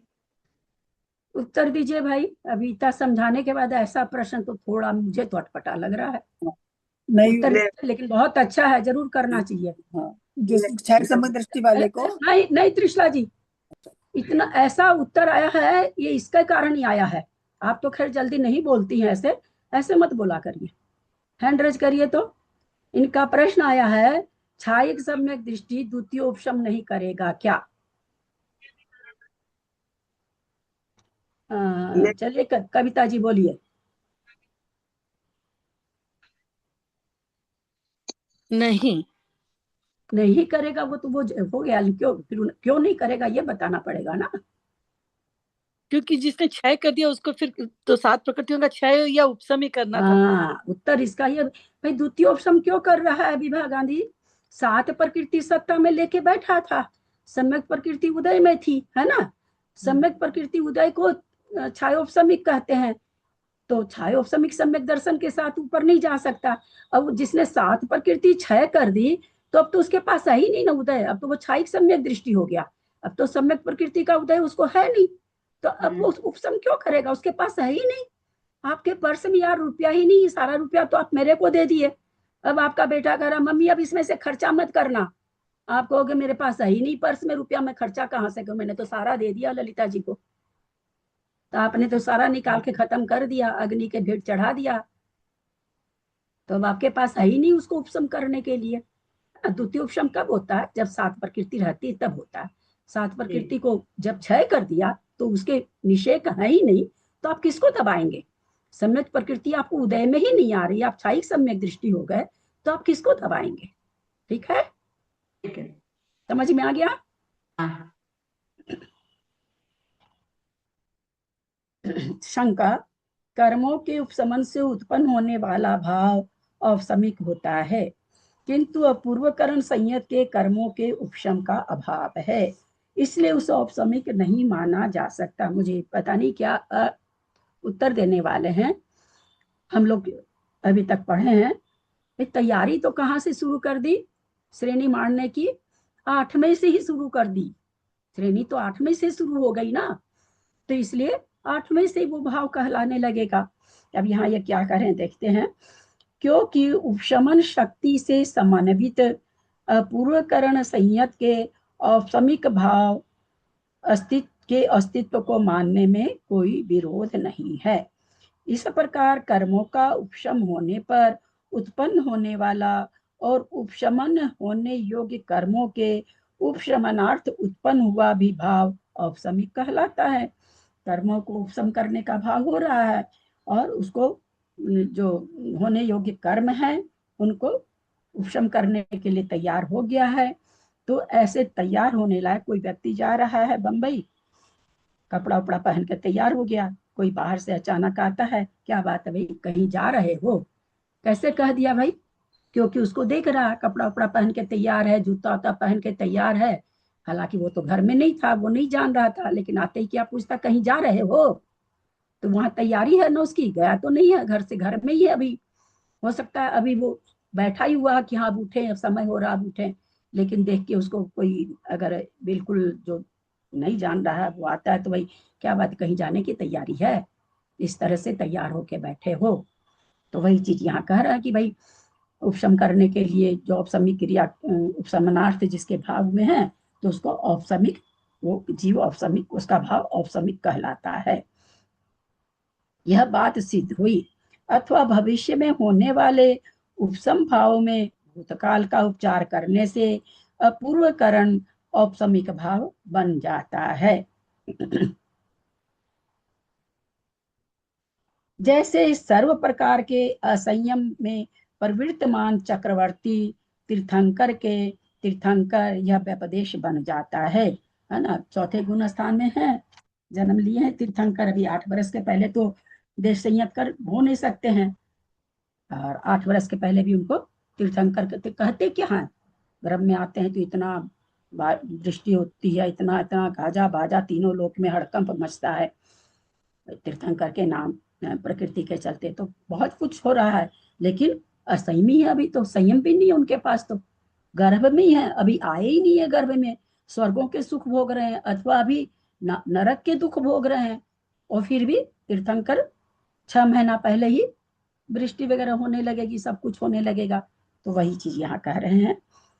छपक श्रेणी के चारों छपकों संयोग केवली अयोग केवली के छायिक भाव हैं।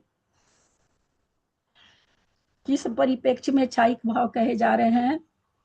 छपक श्रेणी के चारों छपकों संयोग केवली अयोग केवली के छायिक भाव हैं।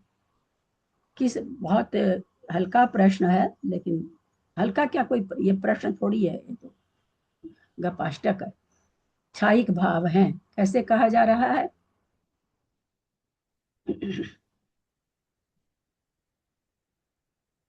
हाँ बोलिए वर्षा जी। शपक श्रेणी चढ़ने वाला जीव है वो क्षय करके ही जाएगा ना कर्मों का। क्षयिक जो है ना वो क्षयिक वाला जीव है, इसीलिए उसे क्षपक कहा है। और वो आयोग के लिए वाला उसका भाव भी क्षयिक ही रहेगा। वो तो लिखा ही हुआ है, उत्तर थोड़ा और रिफाइन चाहिए। हाँ बोलिए त्रिशला जी। क्योंकि वो चारित महीने की 21 प्रकृति का क्षय करता हुआ चलता है, तो क्षय समझते। उत्तर गलत किसी का नहीं है, लेकिन जो उत्तर होना चाहिए वो नहीं आ रहा है। हमने ये कहा यहाँ पर चारों छपक संयोग केवली अयोग केवली के छायिक भाव हैं। ये छायिक भाव किस परिप्रेक्ष्य में बोल रहे हैं? भाभी मैं बताने की कोशिश करूं। हाँ जरूर। की अपेक्षा से। हाँ 1 मिनट कोई बोले हैं? मोहनी की अपेक्षा से। हाँ मोहनीय कर्म की अपेक्षा से। बहुत सुंदर। देखिए सबसे बुजुर्ग हैं निमिचंद भाई साहब का उत्तर आया है।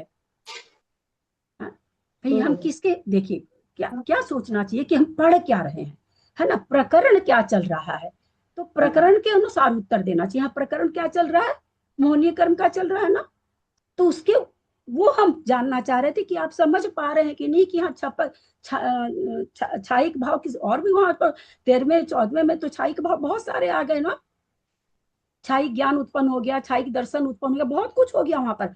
लेकिन अभी हमारा प्रकरण किसमें चल रहा है? मोहनीय कर्म का चल रहा है। तो हम यहाँ पर क्या कहेंगे भाई, किस परिप्रेक्ष्य में ये छायिक भाव बता रहे हैं आचार्य? तो भाई दर्शन मोहनी चारित्र मोहनी की अपेक्षा छायिक भाव है यहाँ पर, मोहनीय कर्म की अपेक्षा है, क्योंकि मोहनीय कर्म का चल रहा पूरा। ठीक है, हमें इस प्रकरण को, है ना, कोई भी प्रश्न को, एक प्रश्न के बहुत सारे उत्तर हो सकते हैं, है ना, कई बार कई प्रश्न बहुत सारे, जैसे अभी हमने कुछ पूछा था, आप लोग जैसे अभी जो भी उत्तर दी, किसी का भी उत्तर गलत नहीं था, लेकिन जो प्रकरण चल रहा है उस प्रकरण का उत्तर नहीं था, और हमको वही समझना था कि आप लोग समझ पा रहे हैं कि नहीं, कि भाई यहाँ के 8 कर्म के बारे में बात चल रहा है कि 4 कर्म के बारे में बात चल रहा है। यहाँ 21 प्रकृति नहीं, 28 प्रकृति को क्षय करके आया है। चलते हैं आगे। ये चारों का मतलब क्या हुआ? बोलिए, चारों का मतलब बोलिए। चारों छपकों का मतलब यहाँ क्या है? हैंड रेज करिए तो बोलिए त्रिशला जी। 10, 12, 13, 10वां गुणस्थान, 12वां गुणस्थान, 13वां गुणस्थान, 14वां गुणस्थान। अयो, चलिए हैंड हैंड वापस बंद करिए। यहाँ चारों छपकों का मतलब क्या हुआ? बोलिए विमलेश जी, बोलिए। हाँ, 8वां गुणस्थान अपूर्वकरण, अनिवृत्तिकरण, सूक्ष्म संप्राय और 12वें गुणस्थान वर्ती को चारों 12वां छपक का है। गुणस्थान। त्रिशला जी थोड़ा ध्यान से सुन लिया कीजिए, 1 घंटा घर वालों से हाथ जोड़ के बैठा करिए। क्या बोले आप? यहाँ अयोग केवली सहयोग केवली तो लिखा हुआ है, वो क्यों बोले आप? चारों छपकों के बाद कॉमा है यार, इतना सा नहीं समझोगे तो कैसे चलेगा काम? छपक संज्ञा तो 8वें गुण स्थान से हो गई ना। इतना उसी का वर्णन चल रहा है, फिर हम सोचे भाई किनके यहाँ से आवाज आ रही है। उषा जी आपका ही खाली खुला है। टॉपिक खोला मैंने। जैसा हो तुरंत वो तो हाँ। इसमें तो लगना ही नहीं चाहिए था, सबके हैंड रेज होने चाहिए थे। 4 उपसमक 4 छपक, उपसमक के 11वां गुण स्थान आएगा, इसको 12वां आएगा। तो यहाँ छपक संज्ञा क्यों है ललिता जी? ये दर्शन मोहनी की, चारित्र मोहनी की प्रकृतियों को क्षय करते हुए जा रहा है, इसलिए इसका नाम छपक है। तो क्षय कहाँ से हो रहा है? क्षय शुरू कहाँ से? जैसे हम स्टेशन के लिए टैक्सी में बैठ गए तो तैयारी तो हो गई ना स्टेशन के लिए, तो इसलिए 8 में से ही घट रहा है। 8, 9, 10 और 12 उपसम में आ जाएगा। 8, 9, 10, 11 बार बार आएगा। चारों उपसमक, चारों छपक, ये शब्द बार बार आएंगे। चलिए आगे चल रहे हैं। घातिया कर्मों को क्षय करने वाले संयोग केवली, अयोग और अयोग केवली के छायिक भाव भले, शंका कर रहे हैं, भले ही हो। छीन कसाय बीतराग छदमस्त के भी छायिक भाव हो सकता है, क्योंकि उसके भी मोहनीय कर्म का क्षय हो गया है। किंतु बाल की खाल निकाल रहे हैं पंडित जी, खुद ही निकाल रहे हैं। किंतु सूक्ष्म संप्राय आदि शेष छपकों के छायिक भाव मानना युक्ति संगत नहीं है, क्योंकि उनमें किसी भी कर्म का क्षय नहीं होता। फिर से पढ़ते हैं। घातिया कर्म को क्षय करने वाले 13वां 14वां के चाहे छायिक भाव भले ही हो। छीन कसाय बीतराग छदमस्त 12वां गुण स्थान के भी छायिक भाव हो सकता है, क्योंकि उसके भी मोहनीय कर्म का क्षय हो गया है। किंतु सूक्ष्म संप्राय आदि शेष छपकों के छायिक भाव मानना युक्ति संगत नहीं है, क्योंकि उनमें किसी भी कर्म का क्षय नहीं होता। दिल्ली से बैठे हैं हमारे दिल्ली वाले लोग। कहाँ जा रहे हैं? गोमटेश्वर। हम गोमटेश्वर जा रहे हैं। यार अभी तो दिल्ली के स्टेशन पर आए हो, ट्रेन में भी बैठे हो कि नहीं बैठे हो? क्या कह रहे हैं? गोमटेश्वर जा रहे हैं। ये आगे क्या उत्तर देंगे मुझे नहीं पता है, लेकिन तो भाई 8वें गुण स्थान में उसके परिणाम कैसे हो रहे हैं? उसकी जो स्थिति कांडक घात, अनुभाग कांडक घात जो हो रहे हैं, गुण संक्रमण निर्जरा आदि हो रही है, वो कैसी हो रही है? छपक क्षय, आगे प्रकृति क्षय होने वाली है, उस तरह की हो रही है। तो तैयारी तो यहीं से शुरू हो गई। अब यहाँ ये क्या कहते हैं देखें। ऐसी शंका ठीक नहीं, क्योंकि मोहनीय कर्म का एक देश छपन करने वाले बादर संप्राय, सूक्ष्म संप्राय छपकों के भी कर्म क्षय जनित भाव पाया जाता है। तो 8वां लिए ही नहीं है, 9वां का लिए बादर संप्राय और सूक्ष्म संप्राय। 9वां गुण स्थान निवृत्तिकरण और 10वां के क्योंकि वहां से कर्म क्षय होने लगे, किस प्रकृतियां क्षय होना चालू हो गई है। तो वही कह रहे हैं कि भाई आप जो कहते हो कि नहीं केवल 12वें गुण स्थान को मानना चाहिए, क्योंकि वहां मोहनीय कर्म का क्षय हो चुका है, इसलिए वहां छायिक भाव अगर आप मानते हैं तो ठीक है।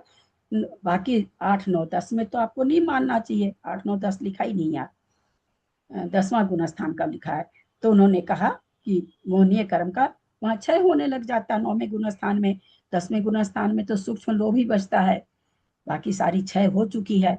तो वही कहते हैं कि कर्म क्षय जनित भाव पाया जाता है, वहां उपशम होने लायक भाव नहीं पाया जाता है। शंका, किसी भी कर्म को नष्ट नहीं करने वाले पूर्व करण संयत के क्षयिक भाव कैसे, चलिए मान लिया 9वें गुण स्थान में प्रकृति क्षय हो रही है, 10 में भी क्षय हो रही है, तो आपने क्षयिक भाव मान लिया।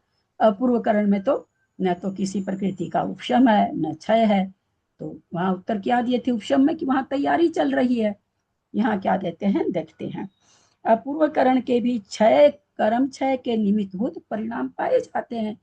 जैसे हम लोग वहां पर असंख्यात गुणी रिजरा अनंत गुणी कर्मों की शक्तिहीन तो होती जा रही है, तो वो जो शक्ति और ये छीन हो रही है, एक उपशम के परिणामों से हो रही है और एक क्षय करने जैसे परिणामों से हो रही, तो दोनों के उसमें अंतर पाया जाता है। तो वही यहाँ पर कह रहे हैं, पूर्ण करण संयत के भी कर्म क्षय के निमित्तभूत परिणाम पाए जाते हैं।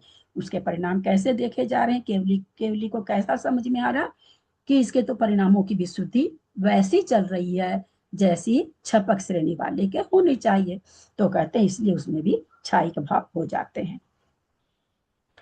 यहाँ भी कर्मों के क्षय होने पर उत्पन्न होने वाला भाव क्षयिक है, क्योंकि यहाँ जो भाव है वो कर्मों को आगे जाके क्षय करने वाला है, इसलिए यहाँ पर भी क्षयिक भाव ही घटेगा। तथा कर्मों के क्षय के लिए उत्पन्न हुआ भाव भी क्षयिक है। कर्मों को क्षय, जिस भाव से कर्म क्षय होते हैं उस भाव को भी क्षयिक कहते हैं। ऐसी 2 प्रकार की शब्द व्युत्पत्ति ग्रहण करनी चाहिए, अथवा उपचार से अपूर्व करण संयत के क्षयिक भाव मानना चाहिए। जैसे अरिका को क्या कहते हैं, उपचार से 7वां गुण स्थान है, क्यों कह देते हैं छठा 7वां गुण स्थान, 7वां नहीं, छठा 7वां गुण स्थान, छठा गुण स्थान है, क्योंकि उनके भी 28 मूल गुण पाए जाते हैं। 3 जो नहीं होता है वो पर्याय विशेष से नहीं होता, लेकिन वहां पर 25 मूल गुण कभी भी नहीं कहा जाता कि आर्यका को 25 मूल गुण है, ऐसा नहीं कहा जाता। तो वहां भी कहा जाता है कि उपचार से छठा गुण स्थान है, तो वही चीज यहाँ कह रहे हैं, या उपचार से आप कह दो क्षयिक भाव है वहां पर। इस प्रकार सर्वत्र उपचार का आश्रय करने पर अति प्रसंग दोष क्यों नहीं प्राप्त होता है? मतलब सब जगह आप उपचार करके आश्रय लेके बोलेंगे तो अति प्रसंग हो गया। अति प्रसंग मतलब हर जगह पर इस तरह का बोलना। समाधान, अति प्रसंग दोष नहीं प्राप्त होगा, क्योंकि प्रत्याशक्ति अर्थात समीपवर्ती अर्थ के प्रसंग से अति प्रसंग दोष का प्रतिषेध हो जाता है। क्या कहना चाह रहे हैं, मान लीजिए हम लोग लाइन लगा के सब कोई बैठे हैं, मैं यहाँ बैठी हूँ, कोई मेरे से 1 हाथ दूर बैठा है, उस वाले आदमी से कोई 4 अंगुल दूर बैठा है ऐसे, तो लेकिन मेरे समीपवर्ती, तो मान लीजिए कोई रमा नाम की औरत बैठी है, तो मेरे समीपवर्ती रमा कहलाएगी, न कि उसके बगल में मान लीजिए कोई और बैठी है वो मेरे समीप कहलाएगी। कौन समीप कहलाएगी? जो मेरे अति समीप है। तो वही यहाँ पर कह रहे हैं कि भाई अति प्रसंग दोष तो तब आए ना जब कह दे कि ये भी इनके अति समीप है और जो इसके बगल वाली वो भी तो समीप ही है ना भाई, एक बित्ता और 4 अंगुल और दूर है, तो भले अति प्रसंग का दोष नहीं आएगा। जो अति समीपवर्ती जो अर्थ रहता है उसको ग्रहण करने से अति प्रसंग दोष का प्रतिषेध हो जाता है, माने रुकाव हो जाता है। गुण स्थानातीत सिद्धों में चारित्र मोहनी कर्म की अपेक्षा क्षयिक भाव होता है, क्योंकि चारित्र मोहनी कर्म के क्षय से उत्पन्न होवे क्षयिक चारित्र का सद्भाव होने से सिद्धों में भी क्षयिक भाव कहा गया है। वहां पर ये खुलासा ऐसा क्यों दिए, बोले सिद्धों में काहे का भाव घटाना, भाई सिद्ध तो सिद्ध हो गए, आत्म स्वरूप हो गए वो, तो कह रहे हैं वहां पर चारित्र मोहनी का क्षय हो जाने के कारण वहां पर भी क्षयिक भाव घटाया जा रहा है। इस प्रकार 14 गुण स्थानों में तथा सिद्धों में भाव परिरूपणा का कथन पूर्ण हुआ। भाव परिरूपणा क्यों? 5 भाव को घटाए हैं इसलिए भाव परिरूपणा। मिथ्यात्व गुण स्थान में 5 भाव में से कौन सा भाव है विमलेश जी? मिथ्यात्व गुण स्थान में खाली भाव ही नहीं बताना पड़ेगा, क्यों भी बताना पड़ेगा, ये सब कोई सुन लीजिएगा। औदायिक भाव होता है दीदी, मिथ्यात्व गुण स्थान में औदायिक भाव है। मजा नहीं आया, अब बंद करिए। चलिए वर्षा जी बोलिए, हमने पहले क्लियर कर दिया। केवल इतना ही सब पढ़ाया गया है, 7 क्लास हो गई आज। नहीं क्लास मिस हो गई थी दीदी मेरी। अब ऑडियो दोबारा मिस हो रिविजन गया। कर लेंगे। हाँ सुनूंगी ऑडियो दीदी। नहीं सुना अभी, चलिए वर्षा जी हाँ बोलिए। मिथ्या सुगुणस्थान मध्ये औदायिक भाव ही होता है, क्योंकि कर्म के उदय से उसमें शायक शामिक नहीं घटेगा।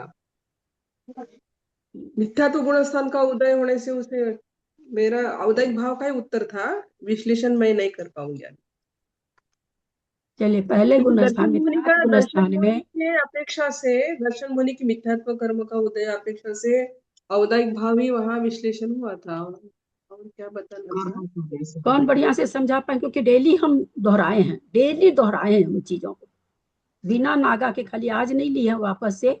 और अभी तक जितनी क्लास हुई है पहले मैंने सारा भाव समझाया है, तब उसके बाद आई हूँ आगे कि आप लोगों को याद हो जाए। चलिए कौन बताएंगे मिथ्यात्व गुण स्थान में कौन सा भाव है, क्यों है? हाँ बताइए, ललिता जी बताइए। होने से पारिणामिक और औदायिक, हाँ पारिणामिक और औदायिक। नहीं, कर्मों के उदय होने से उदय बीना जी मैं क्लास अभी तुरंत बंद कर दूंगी।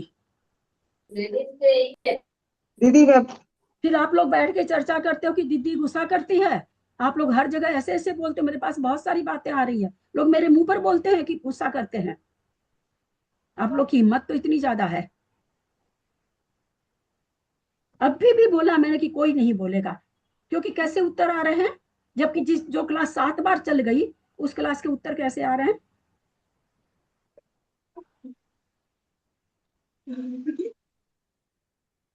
अब आप लोग ऐसे करेगा तो मैं, जैसे और क्लास चलती, मैं भी बहुत लोगों की क्लास करती हूँ, मैं ठीक वैसे पढ़ाई चालू कर दूंगी आप लोग की।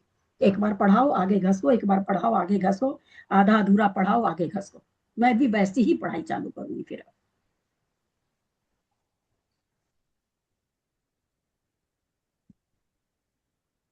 हाँ बोलो अनीता। मिथ्यात्व गुण स्थान में मिथ्यात्व कर्म के उद्देश्य से वहाँ मिथ्यात्व भाव उत्पन्न होता है, वो कर्म जनित है, इसलिए औदैहिक भाव है।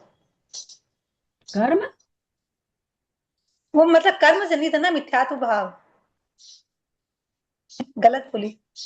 नहीं है तो मिथ्यात्व ठीक, ज्यादा नहीं बोली तो पहले ठीक, थोड़ा सा ज्यादा विश्लेषण करने लग जाते। तुम लोग में इतनी क्षमता होनी चाहिए ना कि किसी दूसरे को थोड़ा थोड़ा बता सको।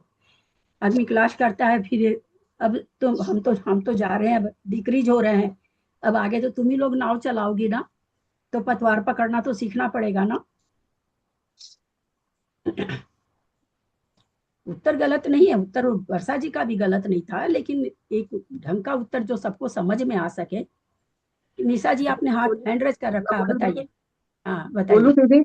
हाँ हाँ मिथ्यात्व में दर्शन मोहिनी की एक मिथ्यात्व प्रकृति का उदय है, इसलिए औदायिक भाव है। वहां पर गति जाति ये सब भी है, फिर उन भावों को क्यों नहीं लिया गया, उन प्रकृति को क्यों नहीं लिया गया? ये शंका आई थी, इस शंका को रोज हम भी उठा रहे थे और बार बार बता भी रहे थे कि आप लोग समझ सके चीजों को। वहां पर शंका उठाया था मुक्तार जी ने कि भाई वहां गति लिंग सारी चीज का उदय है, फिर आप वो उस सबको क्यों नहीं लेते औदैहिक भाव में? दीदी इसमें क्या और लिखना है, क्या और लिखना है, मैं लिखूं मतलब? नहीं लिखना, अभी हम लिखाने थोड़ी बैठे हैं। बोलिए त्रिशला जी, ऑडियो सुन के क्योंकि लिखिए। ये गुणस्थान दर्शन, चार ऑडियो तो गुणस्थान मैं दर्शन मोहिनी की अपेक्षा से है, चारित्र का नहीं है। गति जाति सभी चरित्र में आ जाएंगे। क्योंकि यहाँ पर दर्शन मोहनीय कर्म की अपेक्षा चर्चा चल रही है, केवल मोहनीय कर्म की अपेक्षा, इसलिए वहां पर मिथ्यात्व का उदय होने से मिथ्यात्व गुण स्थान में औदैहिक भाव है। औदैहिक भाव है। गति जाति का तो उदय है ही है, लेकिन उसके परिप्रेक्ष्य में कथन नहीं है। कथन किसके परिप्रेक्ष्य में? मोहनीय कर्म के परिप्रेक्ष्य में है। सासाधन गुण स्थान में कौन सा भाव है? बोले, कारण बताना होगा, हम कह देते हैं पहले, हाँ ना ऐसे बोल के नहीं टलना होगा। हैंड रेज करें जिनको बताना है। मंजू जी दिल्ली।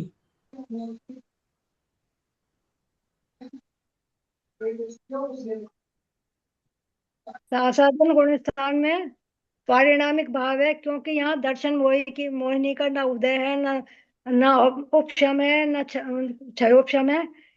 और इसीलिए ना होने से इसमें यहाँ पारिणामिक भाव आ रहा है। परिणामिक भाव है। तीसरे गुण स्थान में कौन सा भाव है? बोलिए त्रिशला जी।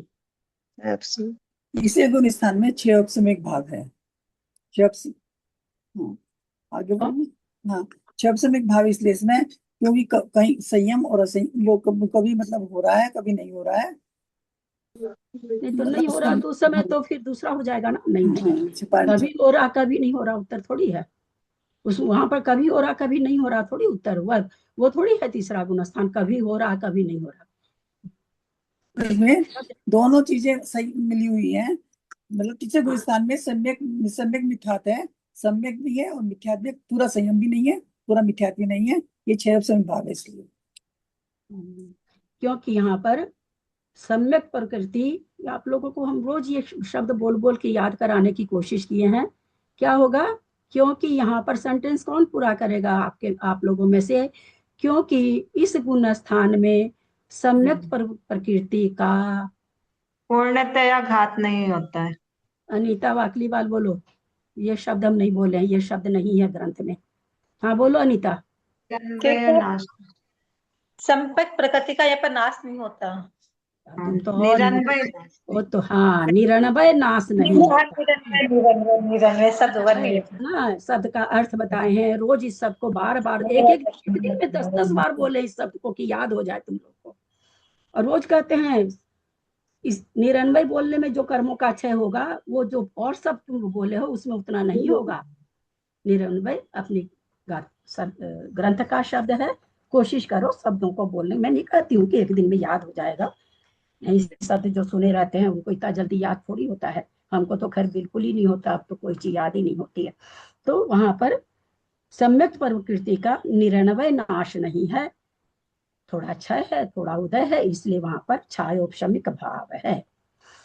चौथे गुण स्थान, चौथे, पांचवा, छठा, सातवां, 4 गुण स्थान में कौन से भाव हैं और कैसे हैं?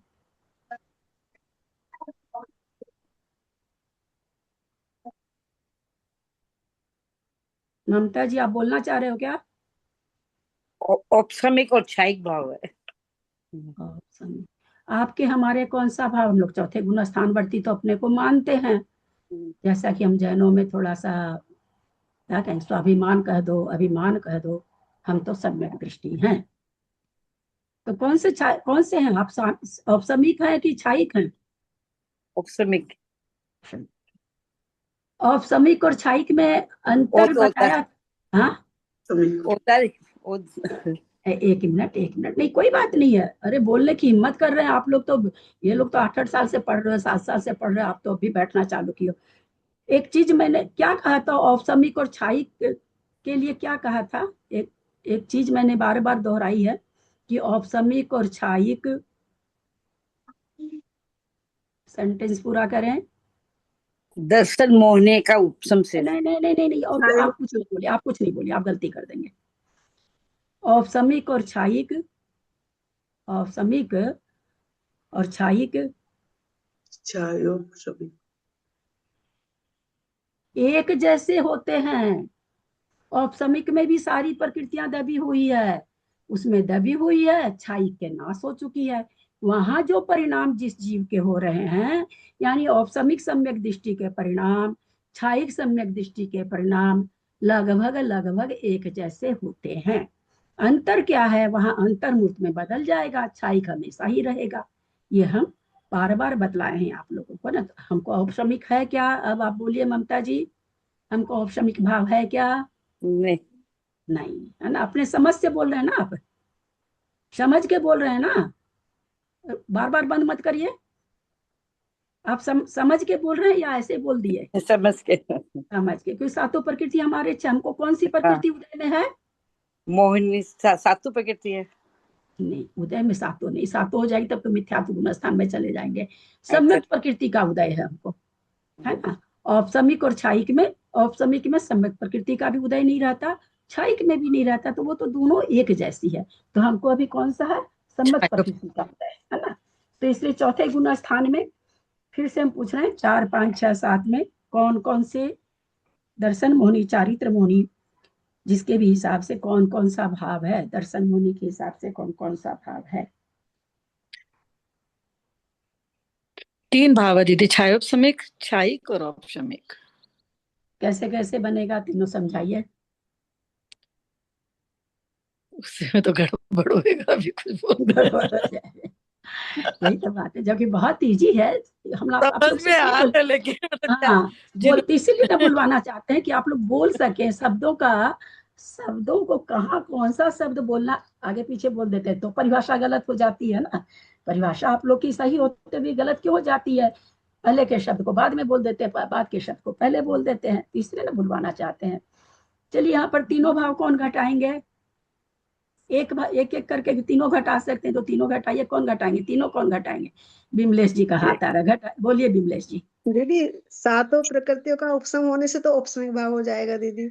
कब कब और होगा, तो सातों प्रकृतियां उपसम हो जाएंगी। कब कब कौन सा जीव करेगा। जिसको सम्यक प्रकृति का उदय है। हाँ नहीं, जिसको सातों प्रकृति का उपसम होगा जी, मुझे तो बस इतना पता है, कब उपसम होगा, भाव वो होता है। उत्तम कौन करता है। चतुर्थ की सामर्थ्य दीदी। प्रथम ऑप्शन बताओ दीदी, मैं तो बोलने की कोशिश कर रही थी। हाँ और 6 होने से मैं समझ सातों रही। प्रकृति 6 होने से छायक भाव हो जाएगा दीदी। और हाँ सिंपल भाषा में और 6 उपसम में कुछ प्रकृतियां 6 हो जाती हैं, कुछ उपसम रहती है, तो 6 उपसम भाव होता है। कुछ प्रकृतियां क्षय हो जाती है और कुछ प्रकृतियां उदय रहती है। नहीं, सर्वघात स्पर्धकों का उदय बताया था दीदी आपने, नहीं ठीक, आप सदस्तान उतना नहीं बता सकते तो अलग बात है, वही सम्यक प्रकृति का उदय है इसलिए वो छायोपशमिक है। चलिए ज्यादा नहीं भी बोल सके तो ये कौन कर रहा है, सात प्रकृति का उपशम कौन कर रहा है। औपसमिक आपने घटाया ठीक, सात प्रकृति के उपशम से औपसमिक हुआ, किया किसने। प्रथम ऑप्शन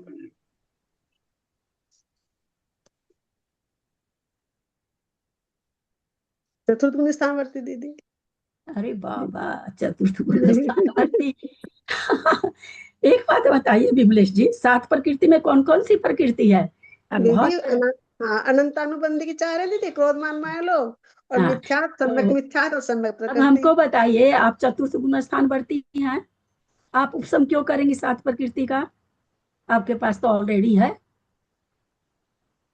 आपको हाँ समझ दीदी, उदय है, कुछ आप भी उसको नहीं उदय है क्यों, दीदी। आप उसको उपसम क्यों करेंगी। हमें सम्यक प्रकृति का उदय कहाँ है दीदी।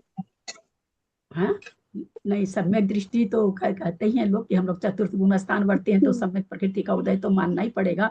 अगर है तो कौन करेगा सात प्रकृति का उपशम। मिथ्या दृष्टि, किसे मिथ्या दृष्टि करेगा। हाँ मिथ्या दृष्टि वो करेगा। हाँ जिसको एक मिनट बीना जी आप कहा, हम इसलिए कुछ नहीं बोल रहे हैं कि आप अपने, मैं फिर आप लोगों को बताना चाहूंगी, थोड़ी सी भी आवाज आप लोग जो देते हैं मेरे कान तक पहुंच जाती है, क्योंकि मैं सो के क्लास नहीं करा रही हूँ, जागरूक होके करा रही हूँ, मैं सिद्धांत पढ़ा रही हूँ। मेरे को बहुत जागरूक रहना पड़ता है कि मेरे मुंह से जिनवानी का अन्यथा उच्चारण नहीं हो जाए, सीधे नरक आयु का बंद हो जाएगा अगर आयु बंद रही होगी उस समय, तो इसलिए मैं बहुत जागरूक हूँ। थोड़ा सा फुसफुसाते हैं वो भी मेरे को आवाज आ जाती है, बार बार उस शब्द को दोहराने से आप अपनी हानि कर रहे हैं, बाकी लोगों की हानि कर रहे हैं। चलिए इन्होंने कहा सात प्रकृति का उपशम, मेरा यहाँ प्रश्न है सात प्रकृति का उपशम कौन करता है, कौन सा जीव करता है। दीदी मैं बताऊं, सीढ़ी चढ़ने वाला जीव। श्रेणी चढ़ने वाला जीव करता है। फिर वहां पर जो औपसमिक भाव घट रहा है वो कैसे घट रहा है।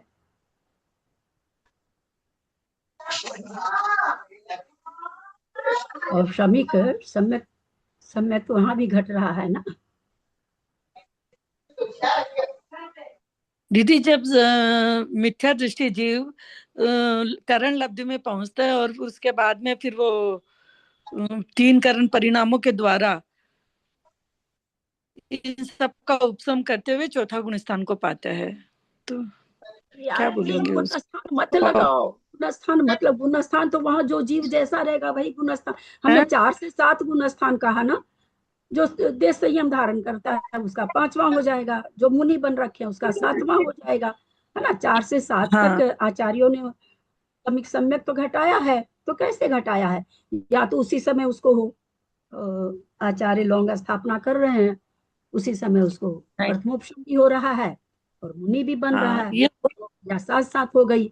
कोई पहले से मुनि तो बने हुए हैं लेकिन अभी उनको प्रथमोपशम नहीं हुआ है, कर रहे हैं, तो जैसे ही प्रथमोपशम करेंगे तो वो 7वें गुण स्थानवर्ती ही रहेंगे। तो प्रथम 2 बार 7 प्रकृति का उपशम, हालांकि पहले गुण स्थान में 7 प्रकृति का उपशम कौन सा जीव कर सकता है? अनादि मिथ्या दृष्टि, सादी मिथ्या दृष्टि, सादीवद मिथ्या दृष्टि। 7 प्रकृति का उपशम कितना हम खोल खोल के आप लोग को कराना चाह रहे हैं कि आप लोग पूरी विवक्षा समझ जाएं। 7 प्रकृति का उपशम 3 तरह का मैंने मिथ्या दृष्टि बताया था। मिथ्या दृष्टि, सादीवद मिथ्या दृष्टि और सादी मिथ्या दृष्टि। 7 प्रकृति का उपशम कौन करेगा? दीदी मैं बोल के देखो दीदी। प्रथमोपशम में मैं बताऊं? देखो त्रिशला जी बहुत कई प्रश्न उठा चुकी है। चलिए बोलिए त्रिशला जी। 7 प्रकृति का उपशम तीनों जीव भी कर सकते हैं। सादी मिथ्या दृष्टि भी कर सकता है, अनादि मिथ्या दृष्टि भी कर सकता है, अनादिमत मिथ्या दृष्टि भी कर सकता है। 7 प्रकृति। आप अभी 7 प्रकृति का उपशम कर लेंगे? 7 प्रथमोपशम करेगा तो 7 प्रकृति का उपशम से करना ही पड़ेगा। हम आपसे जो पूछ रहे हैं उसका उत्तर दीजिए। आप लोग को कर्म कांड में गाथा नंबर याद करने के लिए कहा गया था। आप लोग कर्म कांड पढ़े हुए जीव हैं। मैं फिर से पूछती हूँ, ये 3 मिथ्या दृष्टि कोई नहीं किसी क्लास में नहीं बताया, इतना हल्का कर करके विषय को समझा रही हूँ। मिथ्या दृष्टि, सादीवद मिथ्या दृष्टि, सादीवद मिथ्या दृष्टि और सादी मिथ्या दृष्टि। इसमें से कौन सा प्रथमोपशम कर सकता है? मैं बोलूं? हाँ बोलिए, बीना जी बोलिए। अनादि मिथ्या दृष्टि। और बोलिए, और कोई बोलना चाह रहे हैं क्या? सादीवद मिथ्या दृष्टि जो है, जो सादीवद, हाँ वही सादीवद मिथ्या दृष्टि जो है। और कोई बोलना चाह रहे हैं? अनादि मिथ्या दृष्टि। और कोई बोलना चाह रहे हैं? 7 प्रकृति का सादी मिथ्या दृष्टि करेगा। सादी दीदी जो अनादि मिथ्या दृष्टि भी करेगा, अनादि मिथ्या दृष्टि 7 प्रकृति का उपशम क्या आपने सिर्फ मिथ्यात्व का और 7 प्रकृति का ये नहीं, 5 भी कर सकता है, 6 भी कर सकता है। हाँ तो 7 प्रकृति ले रहे अपन, मैं ये बोल रही 7 प्रकृति का तो यहाँ चर्चा नहीं ना, अपनी चर्चा तो अपन मिथ्यात्व का जवाब। बहुत ज्ञानी लोगों ने कहा है ये उत्तर कि 7 प्रकृति का उपशम। हमने पूछा 7 प्रकृति का उपशम कौन कौन कर सकता है? 3 ऑप्शन दिए मैंने। मिथ्या दृष्टि मतलब वही अनादि मिथ्या दृष्टि, सादीवद मिथ्या दृष्टि, सादीवद अनादि मिथ्या दृष्टि और सादी मिथ्या दृष्टि। 2 लोगों का उत्तर है अनादि मिथ्या दृष्टि। मेरी बहना वो क्या पूछ रही हैं? अनादि मिथ्या दृष्टि की 7 प्रकृति की सत्ता कहाँ से बन गई? जिसने आज तक सम्यक तो ही नहीं प्राप्त किया उसको 7 प्रकृति आ गई सत्ता में। थोड़ा भी नहीं सोचना, कुछ भी बोलना। 7 प्रकृति की सत्ता कौन करेगा? जो कभी न कभी सम्यक दर्शन प्राप्त किया है। और आप लोग क्या उत्तर दे रहे हो? अनादि मिथ्या दृष्टि। भाभी एक बात बताइए आप, मतलब इसमें पूछिए अपने प्रश्न से। 1 मिनट रुको आप। अनादि मिथ्या दृष्टि के 7 प्रकृति की सत्ता होगी क्या? कौन कौन मान रहे इस चीज को? नहीं होगी दीदी, उसको मिथ्यात्व का 3 टुकड़ा नहीं होए बिना कैसे होगी उसके साथ। और आप अनादि मिथ्या दृष्टि यानी अभी तक उसने किया नहीं है। अब फिर से प्रश्न को दोहरा रहे हैं। 3 मिथ्या दृष्टि, अनादि मिथ्या दृष्टि, सादीवद अनादि मिथ्या दृष्टि और सादी मिथ्या दृष्टि। इन 3 में से कौन सा जीव है जो प्रथमोपशम करेगा, 7 प्रकृतियों को उपशम करेगा?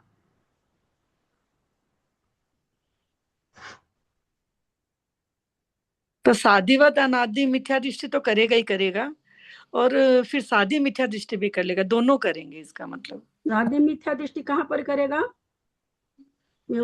सादी मिथ्या दृष्टि क्यों करेगा? क्योंकि उसने पहले की भी है। अब जब वो चौथा गुण स्थान में या पांचवें या सातवें में प्रथम उपशम कब होता है जीव को?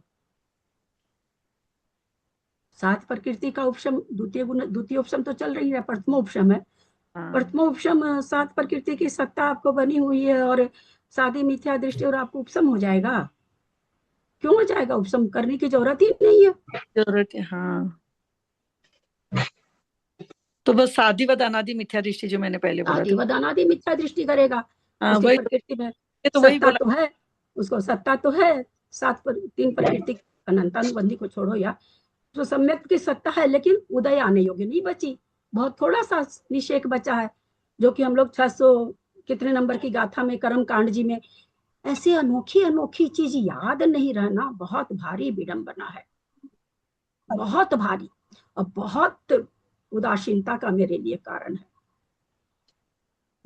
भाभी में एक बात, रमा रमा के पढ़ाया जाता है, बाप रे बाप। एक चीज को रोज बोल बोल के हम जब ऐसी ही चीज नहीं याद करेंगे तो हमको क्या फर्क पड़ता है? मर करके एक इंद्रिय में चले जाओ, हमारे तो भाव ही नहीं बनेंगे, क्या फर्क पड़ता है? हमको ये पता होगा कि हम एक इंद्रिय में चले जाएंगे तो अगर हमको अभी सम्यक दर्शन है तो वो खत्म हो जाएगा, तब तो हमारे भाव में निर्मलता रहेगी। अन्यथा रुलते रहो, परिभ्रमण करते रहो, कोई फर्क तो, हम तो सम्यक दृष्टि है, अभी तो हम सम्यक दृष्टि है ही है, रुलते रहेंगे तो रुलते रहेंगे, भाव ही नहीं बनेंगे अच्छे, परिणाम ही नहीं होंगे अच्छे। तो प्रथमोपशम सात प्रकृति की सत्ता भी बनी हो और प्रथमोपशम भी कर ले, ऐसा कब होता है? जो साधिवद भाव तो बनते हैं ललिता जी, आप बताते हैं तो समझ में आता है, भाव तो बनते हैं। आप और वर्षा जी से माफी मांगती हूँ मैं, आप लोगों को नहीं, बाकी लोग यहाँ पर देखिए प्रजातंत्र का जमाना है और हमारी सारी स्टूडेंट और हम वैसे ही हैं, आप लोग अलग रहो। नहीं, अलग की बात नहीं है, भाव बनते हैं तो समझ में आ ही रहा है, मतलब ये जीवों की स्थिति क्या क्या है। सात प्रकृति की सत्ता हो फिर भी प्रथमोपशम हो, ये सात काल में नहीं होता। पहला सिद्धांत क्या कहता है? अगर आपके सत्ता में सात प्रकृति है तो आप प्रथमोपशम करने लायक नहीं हो सकता। क्यों नहीं हो सकता? जरूरत ही नहीं है, परिणाम को भी शुद्ध करेंगे, सम्यक प्रकृति आ जाएगी हमारे उदय में, जरूरत क्या पड़ी हमको करने की? कौन करता है? अनादि मिथ्या दृष्टि करता है प्रथमोपशम। छायोपशमिक नहीं करता, हम छायोपशमिक हो गए। सम्यक प्रकृति के उदय से हमारी संज्ञा क्या है? छायोपशमिक। छायोपशमिक प्रथमोपशम नहीं करता, छायोपशमिक जब भी करेगा छाइक सम्यक दर्शन करेगा, वो आगे बढ़ेगा, छाइक करेगा, वो प्रथमोपशम करने की उसको जरूरत नहीं। प्रथमोपशम क्यों किया जाता है? तीन टुकड़ा करने के लिए, तीन टुकड़ा करके फिर उसको उदय में लाने के लिए। तो तीन टुकड़ा होके तो उसके तीन टुकड़ा के लिए प्रथमोपशम है, तीन टुकड़ा तो उसके सत्ता में पड़े ही है, किस लिए करेगा प्रथमोपशम? फिर कब करता है? अनादिवत सादी मिथ्या दृष्टि क्यों कहा गया? क्योंकि उसके सत्ता तो है बनी हुई। हम लोगों को याद होगा कि जो पंचेंद्रियों में भटकता हुआ आ रहा है उसको पृथकत्व सागर अगर सत्ता रहती है तो सम्यक प्रकृति को उदय करने योग्य नहीं रह जाती है, वेदक सम्यक दृष्टि वो नहीं कहलाता है। एक इंद्रिय वगैरह में जो भटक के आ रहा है उसका काल कुछ अलग है। हमने यहाँ तक भी कहा था कि एक SST का स्टूडेंट है, 60% पर उसका डॉक्टर में एडमिशन हो जाता है। एक हम लोग ऊंचे वर्ण वाले हैं, हमारा 95% भी मार्क्स रहता है तो हम एडमिशन से बच जाते हैं, नहीं होता है। क्योंकि कोई 98 कर रखा है, कोई 99 ला रखा है, तो सीट भर जाती उसी से। SST का तो रखा हुआ है, 45% लाके भी डॉक्टर में एडमिशन हो जाता है। ठीक उसी तरह से एक इंद्रिय वगैरह में जो भटक के आता है उसको बहुत थोड़ी सी स्थिति बचती है, तब भी वो सम्यक प्रकृति को उदय में और पंचेंद्रिय संगी में आ गया तो वो सम्यक प्रकृति को उदय में ले आएगा दो करण के द्वारा। लेकिन जो पंचेंद्रियों में भटका है उसको पृथकत्व सागर स्थिति बची हुई है, तब पर भी उसको तीन करण करने पड़ेंगे, यानी प्रथमोपशम करना पड़ेगा। ये गाथा हम लोग कर्म कांड जी में बहुत 600 कुछ नंबर है, 600 के बाद ही है, हम लोग खूब बढ़िया से इसका किए थे स्वाध्याय। भाभी एक बात पूछूं आपसे। आपने पूछा कि सातों प्रकृति को दबा के प्रथमोपसम कौन कौन सा जीव कर सकता है? अनादि मिथ्या दृष्टि जीव करेगा ही करेगा, आपने अभी बताया। अनादि मिथ्या दृष्टि के साथ प्रकृति कहाँ से आई यार? फिर वही नहीं, फिर मैं इतना आपसे यही पूछ समझाने रही, के बाद आप प्रथमोपसम आपने कहा अभी, अनादि मिथ्या दृष्टि जीव प्रथमोपसम करेगा, है ना? अभी आपने बताया तो 5 प्रकृति दबाता, 7 थोड़ी दबाता, उसके पास कहाँ से आई 7? यार मैंने आज तक 10,000 का नहीं, नोट नहीं देखा, 5 मैं कहाँ से बचा के रखूं? अगर भाभी उसने 5 प्रकृति दबाई, 4 मतलब उसके अंतर्बंधी की एक मिथ्यात्व होगी, 5 प्रकृति वो दबा के हुआ, तो उसके बाद में उसको मतलब उसने 3 उसको मिथ्यात्व का खंड करके 3 प्रकृति उसने बना दी, तो उसको यही तो कहने में आएगा कि सातों प्रकृति का मतलब, मैं पूछ रही हूँ, मैं आपको वो नहीं मतलब ये नहीं कह हाँ, रही कि मैं आप गलत समझ है। रही हूँ। हाँ, तो वो हम तो कहने में तो हम नहीं, ये वो कहेंगे ना, सातों सातों प्रकृति का उपसम। आपका मैं प्रश्न समझ गई। हाँ। उसने जब प्रथमोपसम शुरू किया तो उस समय 7 प्रकृति का उपसम नहीं किया उसने 5 प्रकृति का उपशम किया है, और उपसम करण से ही उसका मिथ्यात्व के 3 टुकड़े होके 7 प्रकृति हुई है। उस उपसम करण में उसकी हुई है। वो 7 प्रकृति को उपसम करके उपसम सम्यक औपसमिक नहीं बना है, 5 प्रकृति को उपसम करके बना है। इसलिए औपसमिक सम्यक जो प्रथमोपसम जिसको हम लोग कहते हैं 6 प्रकृति से भी बनता है, 7 प्रकृति की सत्ता से भी बनता है। ये बताऊं आपको मैं, 7-8 साल पहले, आप लोग भी अभी तक तो परिचित में आ चुके होंगे, नक्शा देकर के जिन्होंने, कोई इंदौर के हैं हस्बैंड वाइफ, नक्शा से निकाले तत्वार सूत्र, नहीं आप लोग नहीं देखे हैं। उस समय हम कब ये क्लासें नहीं चालू हुई थी, और चौरंगी में भी क्लास नहीं हुई थी चालू, मतलब वहां भी नहीं पढ़ाते थे उस समय। वो किताब मेरे को, बहुत से लोग बाहर जाते थे तो मेरे को बहुत ग्रंथ ला के दे देते थे। उसमें जब मैंने पढ़ा कि अनादि वद सादि मिथ्या, नहीं, प्रथमोपसम कितनी कितनी प्रकृति के उपशम से होता है, ये प्रश्न था। 5 प्रकृति, 6 प्रकृति, 7 प्रकृति। मेरा तो दिमाग घूम गया, क्योंकि उतना नॉलेज तो था नहीं उस समय हमको। भाई अभी तक तो 5 प्रकृति के उपशम से प्रथमोपसम होता है, ये 6 से भी लिख रहे हैं, और कुछ उसमें लिखा हुआ नहीं। उस किताब में ना कुछ विवरण नहीं लिखा हुआ, बस ऐसे लिख करके लाइन दे करके 5 प्रकृति से 6 से 7 से ऐसे, बस 3 जैसे अपने लोग भेद बनाते वैसे लिखा हुआ, समझाया हुआ कुछ नहीं। क्या पता कितने, हम समझते 5-7 बरस निकलने के बाद में ग्रंथों को पलटते रहते थे, पलटते तब जाके समझ में आए कि क्या कैसे घट रहा है ये। किससे पूछूं? कोई बता ही नहीं पाते थे किसी से भी, चाहे वो केसी भाई साहब हो, चाहे वो बाबूजी हो, कोई बता ही नहीं पाते थे। किससे पूछूं? इतने में महाराज लोग के पास जाती नहीं हूँ। उस समय मैं, ये 5 प्रकृति से तो होता था, ये 6 कहाँ से आ गई, ये 7 कहाँ से आ गई, और बिल्कुल कारण कहाँ समझे भाई, कितना मतलब संख्या में कितनी रहने से होता, यह हम कर्मकांड पढ़ने से जाने पूरा तरह से। तो आप लोग समझ जाइए, प्रथमोपसम सम्यक तो कब कब हो सकता है? अनादि मिथ्या दृष्टि को तो होगा ही, 5 प्रकृति की सत्ता है। 5 प्रकृति में यहाँ पर 4 अनंतानुबंधी हमेशा ध्यान रखिएगा, दर्शन मोहने की केवल मिथ्यात्व प्रकृति।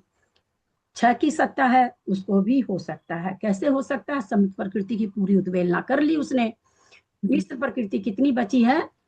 अब उसके निषेक उदय में आने योग, उसमें इतनी ताकत नहीं रही उस निषेक में कि वो निषेक उदय में आ सके, तो उसको अब वापस प्रथमोपशम ही करना पड़ेगा। तो 6 प्रकृति की सत्ता से हो गया। और किसी के सत्ता तो है, आपके पास में 10,000 का भी नोट है, 5,000 का भी, 2,000 का भी, आपका बेटा का। आज तो अगर खर्चा करती तो कर लेना, कल 10,000 का नोट नहीं खर्चा करोगी तुम, कल तो मेरे को काम है, हो गया ना। आज आप खर्चा कर सकते थे, कल आपके पास तो है, पर्स में तो आपके पड़ा है, सत्ता में तो है सम्यक प्रकृति, लेकिन अब वो कहती भैया मेरे में ताकत नहीं है उदय में आने लायक, तो फिर से उसको अगर सम्यक प्रकृति लानी है उदय में, तो फिर से उसको प्रथमोपशम ही करना पड़ता है। तब वो 7 प्रकृति की सत्ता रहते हुए भी प्रथमोपशम कर रहा है। तो फिर कहने में तो ये है, सादी मिथ्या दृष्टि 3 टुकड़े कर रखे हैं। अनादि मिथ्या दृष्टि जीव तो 5 प्रकृति का, वो 5 प्रकृति को दबा के तब करेगा। अच्छा, फिर उसके बाद में जब उसको 7 प्रकृति होगी तो वो सादी मिथ्या दृष्टि जीव भी करेगा, क्योंकि उसको सम्यक मिथ्या, तो अनादिवत सादी मिथ्या दृष्टि कहना पड़ेगा। सादी मिथ्या दृष्टि नहीं कह सकते उसको, फिर उसकी क्या संज्ञा होगी? जो 4 दिन सम्यक दृष्टि रहता है, फिर 1 दिन मिथ्या दृष्टि हो जाता है, 1 घंटा सम्यक दृष्टि रहता है, फिर वो सुपार्श्वती माता जी के कथन का क्या होगा? शादीवत हो जाएगा वो, शादी मिथ्या दृष्टि तो वो कहला रहा है ना। मतलब भाभी अनादिवत सादी मिथ्या दृष्टि, अनादिवत अनादिवत थोड़ी कहेंगे उसको, अनादिवत सादी मिथ्या दृष्टि। अनादिवत मतलब अनादि के जैसा, अनादि के जैसा मतलब 5 प्रकृति वाला है तो वो 7 की सत्ता, लेकिन जैसे 5 प्रकृति वाला को प्रथमोपसम करना पड़ता है वैसे उसको भी करना पड़ रहा है, इसलिए उसको क्या कह दिया गया, अनादिवत त, अनादि त में हलंत रहेगा, अनादिवत सादी मिथ्या दृष्टि। अनादिवत मिथ्या दृष्टि नहीं, अनादिवत सादी मिथ्या दृष्टि उसकी संज्ञा है। अच्छा, ये समझने में फूल रहेगा ही हमारे। कौन 3 बज गए, आपको तो बहुत परेशान कर दिया। 3 बज गए। प्रकृति की सत्ता वाले को क्या बोलेंगे दीदी? कंठ जलने लगता है। पौने 3 बज गए, रहने दीजिए, आपका तबीयत खराब हो जाएगा प्लीज चाची जी। चलो पौने 3 बज गए। आज पूरी 2 बजे क्लास चालू हो गई थी। तदक्षरमात्रा पदवाक्यहीनं मया प्रमादादि किंचनोक्तं तन्मे क्षमित्वा विदधातु देवी सरस्वती केवलबोधलब्धिं। बोधि समाधि परिणाम शुद्धि स्वात्मोपलब्धि शिव सौख्य सिद्धि। चिंतामणिं चिंतित वस्तुदाने त्वं वन्दमानस्य ममास्तु देवी। जवानी के ज्ञान ते सुझे लोकालोक सोबानी मस्तक चढ़ो सदा दे तुम भो। हे जिनबानी भारती तो ही जपू दिन रैन जो तेरा शरणा गहे सो पावे सुख चैन। देव जू अरहंत को गुरु से हो निर्ग्रंथ दया धर्म पालू सदा ही मोक्ष का पन। द्वादशंग जिनवानी माता की जय। 9 बार नमोकार।